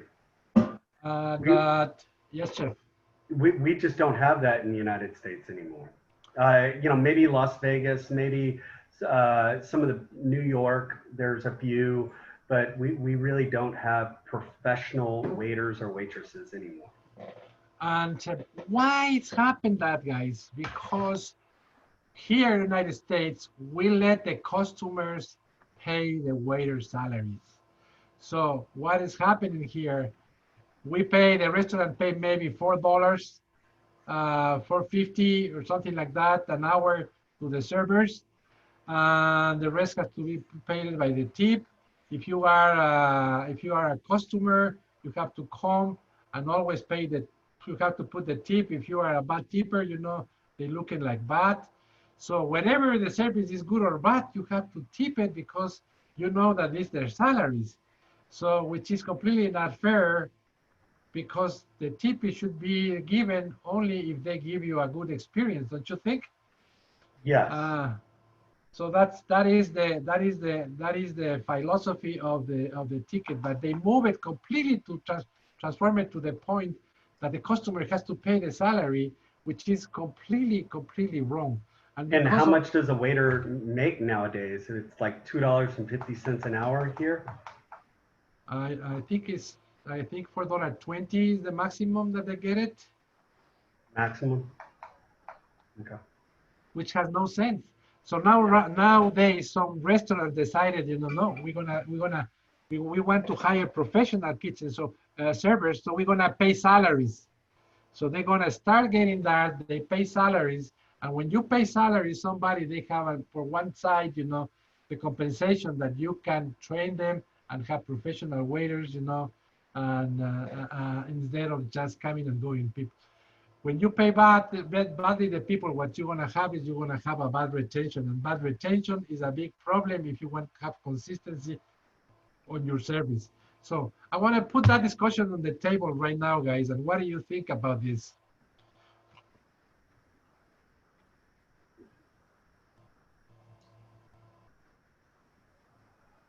Anybody raising their hand? Let me put the picture more clear, guys. Let me see. I was working in Europe, and in Europe you have this kind of thing. You start as an apprentice, or you go to the school and get there, and you really know how the service are. You need professional, and you go and you start working. And you get as a waiter, and then you get as the chef of the stage, and then you learn how to carving. You learn how to flambe in front of the tables. Finish the dishes in front of the tables with the help of what we call guéridons. Very beautiful French flavors and a lot of attention to our guests. It's a pride to do that, and if you do well, they will tip you. But normally, tipping is not an obligation in Europe. People don't tip at least that you have an extraordinary service. That's normal. Here in America, you need to hire somebody, but for $2.50 an hour, what are you gonna get? So you have to guarantee the guys that you have enough money to make a good salary in the company and guarantee that you have that. So what happened, guys, is that you have mafias inside of the restaurants, of the service restaurants, that handle the stations. So you have like a really the bad person, which is the head of the waiters, that he has his own team of people, isn't it? and it's like a kind of a mafia, and he knows where are the best stations on the restaurants, and he put his friends over there. Maybe he got a little of commission on that, isn't it? And the guys go there, and the guys who don't like it, they put it on the bad stations. So they have little tipping, and they don't make a lot of money. Bad deal, isn't it? So there's all kind of things that happen in a restaurant. If you work in a real restaurant, you know that I'm talking the truth. You know, you should read it, a book that calls Chicken Kitchen Confidential of Anthony Bourdain that really talks what's going on in the kitchens. That is probably, I mean, that right there is a good read. You should all, any person that wants to be a chef could really needs to read Kitchen Confidential. So I put it in this balance, guys. What would you prefer if you're an owner of a restaurant? Have professional waiters that got salary, or pay by hourly the restaurant that have higher rotation? Let's see, someone wrote salary. Jonathan wrote salary. No. Bella?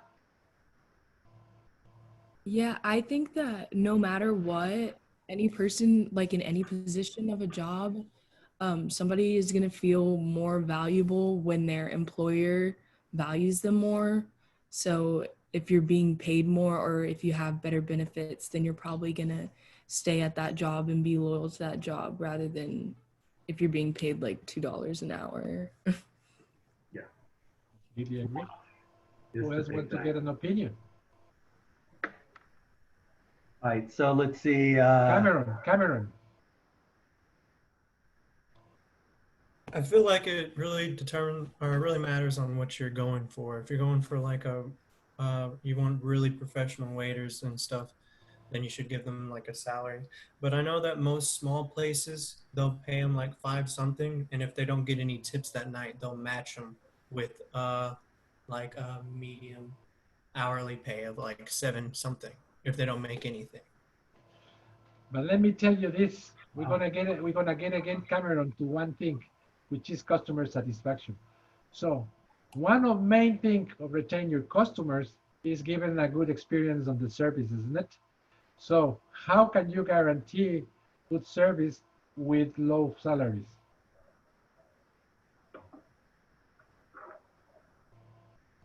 I think that's the trade-off there. Is if you pay them very little, then you won't be guaranteed a good service. But it also can act as an incentive to be a better waiter, so that you get more money. That's a good point. Somebody else?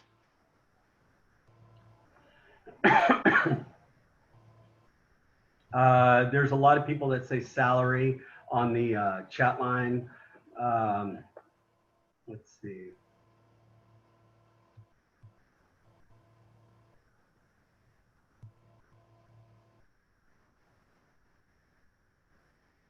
Opportunity for promotion, people are saying.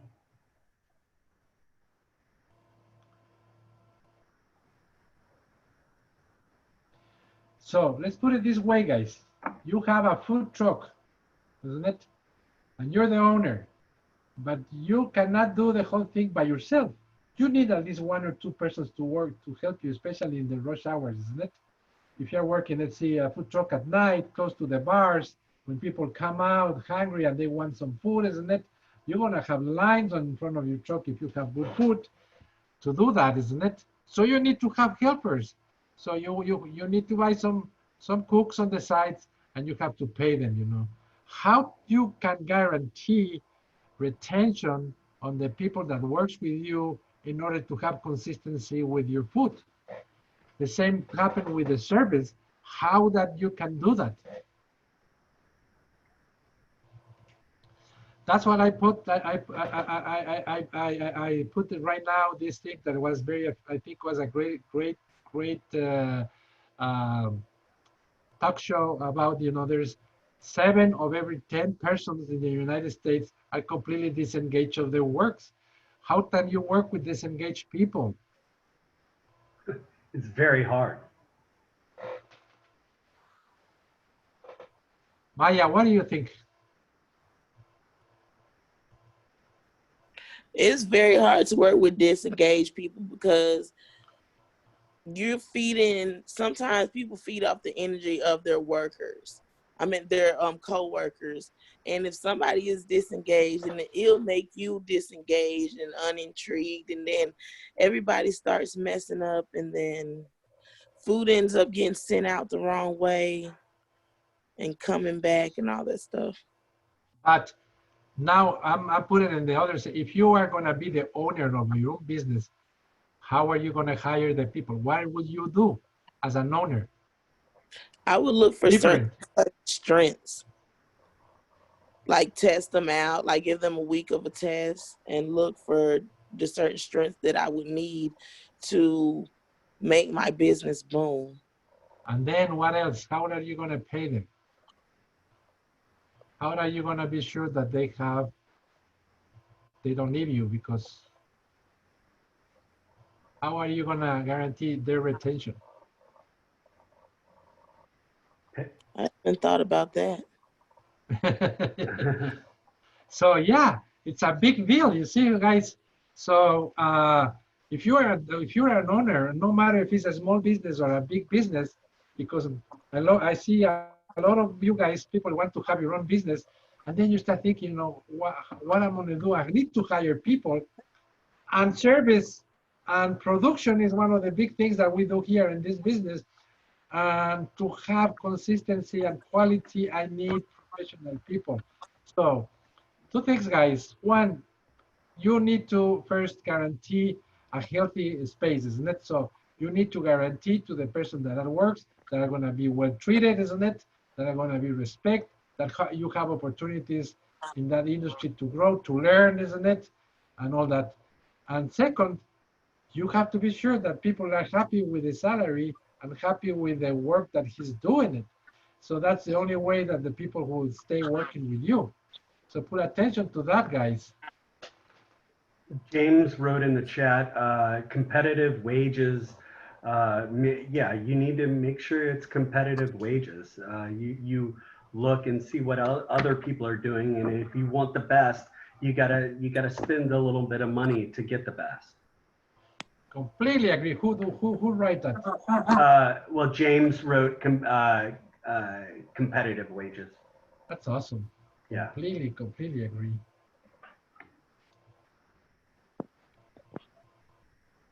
Today you guys are a little disengaged, guys. Oh, there's a lot of chat on the chat. They're doing good. So so put attention, guys. You want to work in this industry. That you have all these stations. You need to learn about all these. You know, you need to learn about the brigades, how they work. What are you going to work with? What kind of cook you want to be? What kind of entrepreneur you want to be as part of what you're doing, guys? So this is an important part of this deal, is how you want to deal with all these problems that we have. So tomorrow, guys, we're gonna start talking about salaries and hiring people. So and start getting this problem that we're facing today here, watching with a little more specifics, you know, and have a better idea of what to do. And you have the two things over there, you know. A resume is okay to get a good job, guys. One hand, another, you know, a job description, how you put it over there is enough to just get a good employee in the company. How you will recruit it if you want to get that. And we have, you know, you just hire somebody to do it, or you put a label that says, you know, hiring now or something like that. Or you can get to referrals and say, you know, who can you somebody help me with, I need a cook or something like that, isn't it? Word of mouth.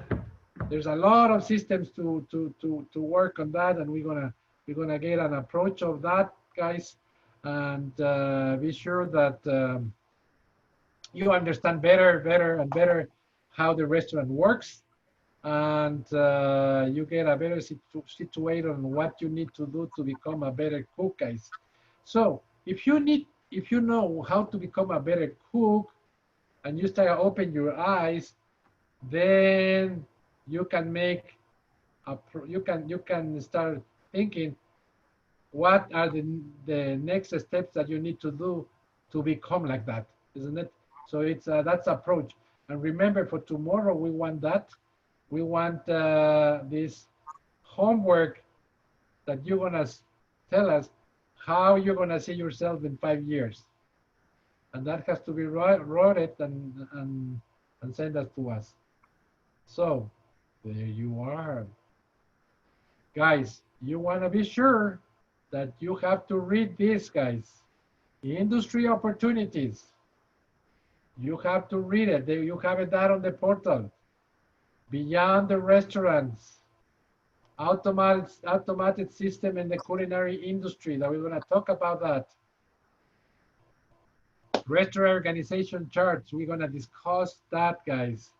And make sure that you do the knowledge checks, resumes and interview, and hiring and training. That has to be done for Friday. Any question?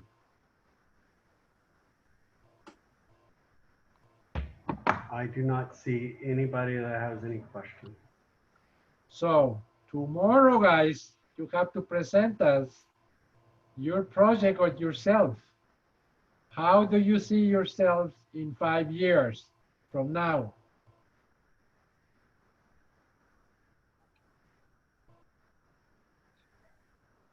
And make sure you send that to me. Or no, is that the one you want sent to me, Chef? Yes, Chef. Okay. How do you make that an attachment in an email? You can you just write it in Word, and then send us an attachment in an email. It's very easy, you know. Get into the email, then you go. So if you have the Escoffier emails, you get it there. You click here, and so there you are. And you put the Chef Cliff.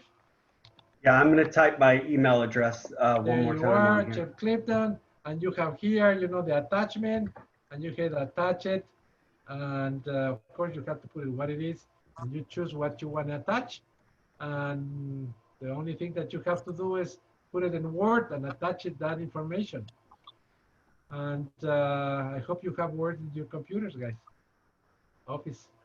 Or you can get Google Sheet, any sort of Google Sheet, Docs. The other thing is even faster. You open here, guys, and you have Google Documents. Get there. And you can share it with me. Yes.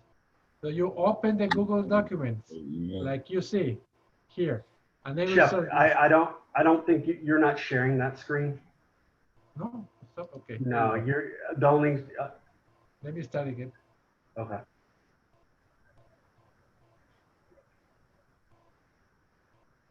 Now you can see it? Just now it popped up, yes.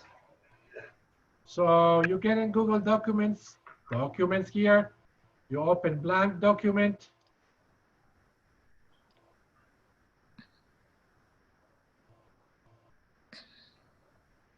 So you're gonna get here untitled documents. You have to put in the names, you know, wherever it is. You can put live project,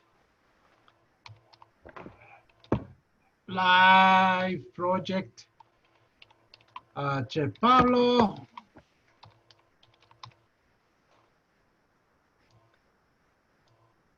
There you are, and you type all the document, guys. You get it there, and you type the document, and then it says share here. You click share.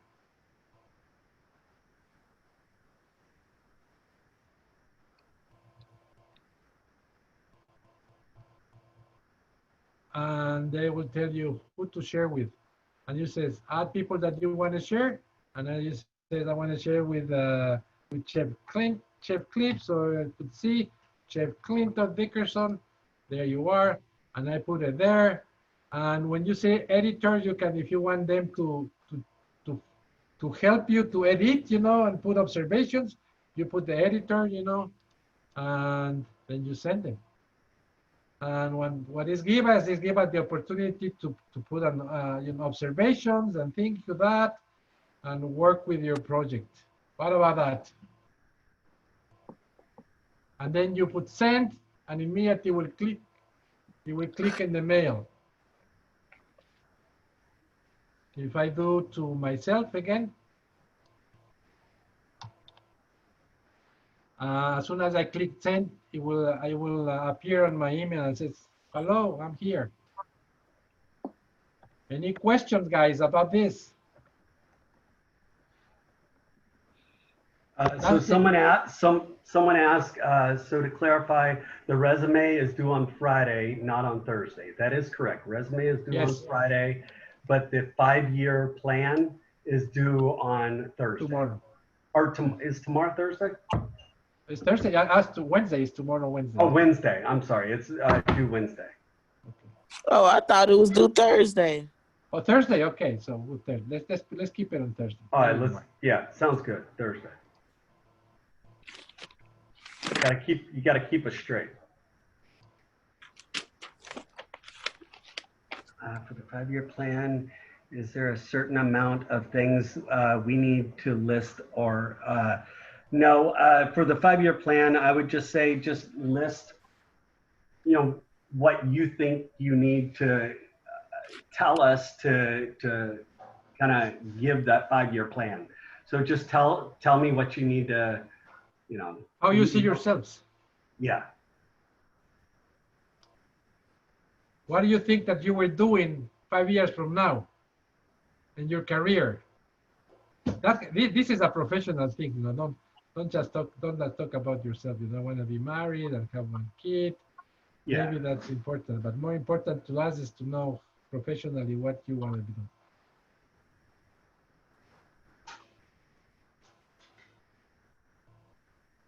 Okay, so guys, so what do you think about today's class? Did you learn something? Yes, very informational for me. We want to know your comments, guys. Did you learn something today? Thank you, Maya.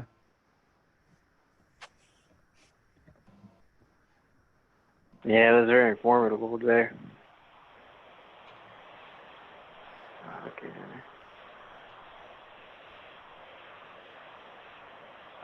So it said, someone wrote, so it can be personal. No, I mean, what we want is we only want to know about, okay, so you're gonna, once you graduate culinary school, what is your next step? Or what is your goal in the next 5 years? Do you want to be a executive chef? So if you want to be executive chef, you need to be able to, hold on a second. You need to know where you're gonna go, correct? Yeah, so, but you know, this is the thing, guys. I'm on a mute type. Yeah, I'm trying to mute him. Okay, so I'm gonna say, you know, I want to become the owner of my own food truck. Okay, that's a great plan. How are you gonna do it? What's your plan? That's what we want to know. What are the steps? Like, what are the steps that you're gonna take it to get to that point? Exactly. Make sense?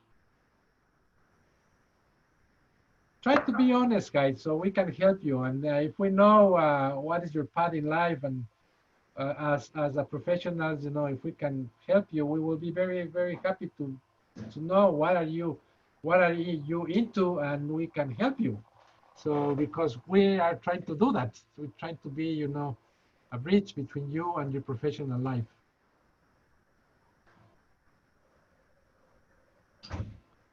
Perfect. Well, great. Trinity. So Thank saying you. that, I think we're done, Chef. Thank you, guys. Just don't forget your homework, and if you need one of us, you got our email and our text message. So don't be afraid to let me know what you need. And it was a great pleasure to have you here today, guys. Huh? Yes. Enjoy the rest of the day. Thank Bye. you, Chef. Bye, guys.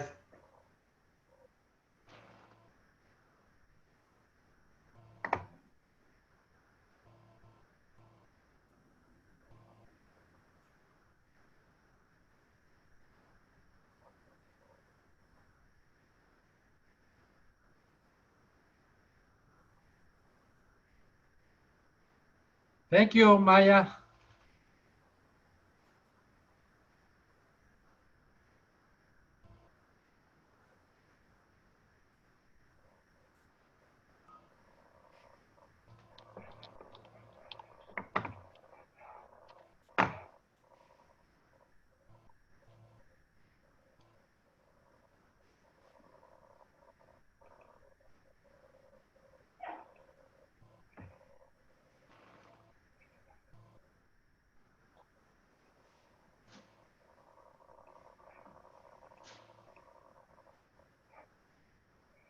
Let me stop recording, Chef.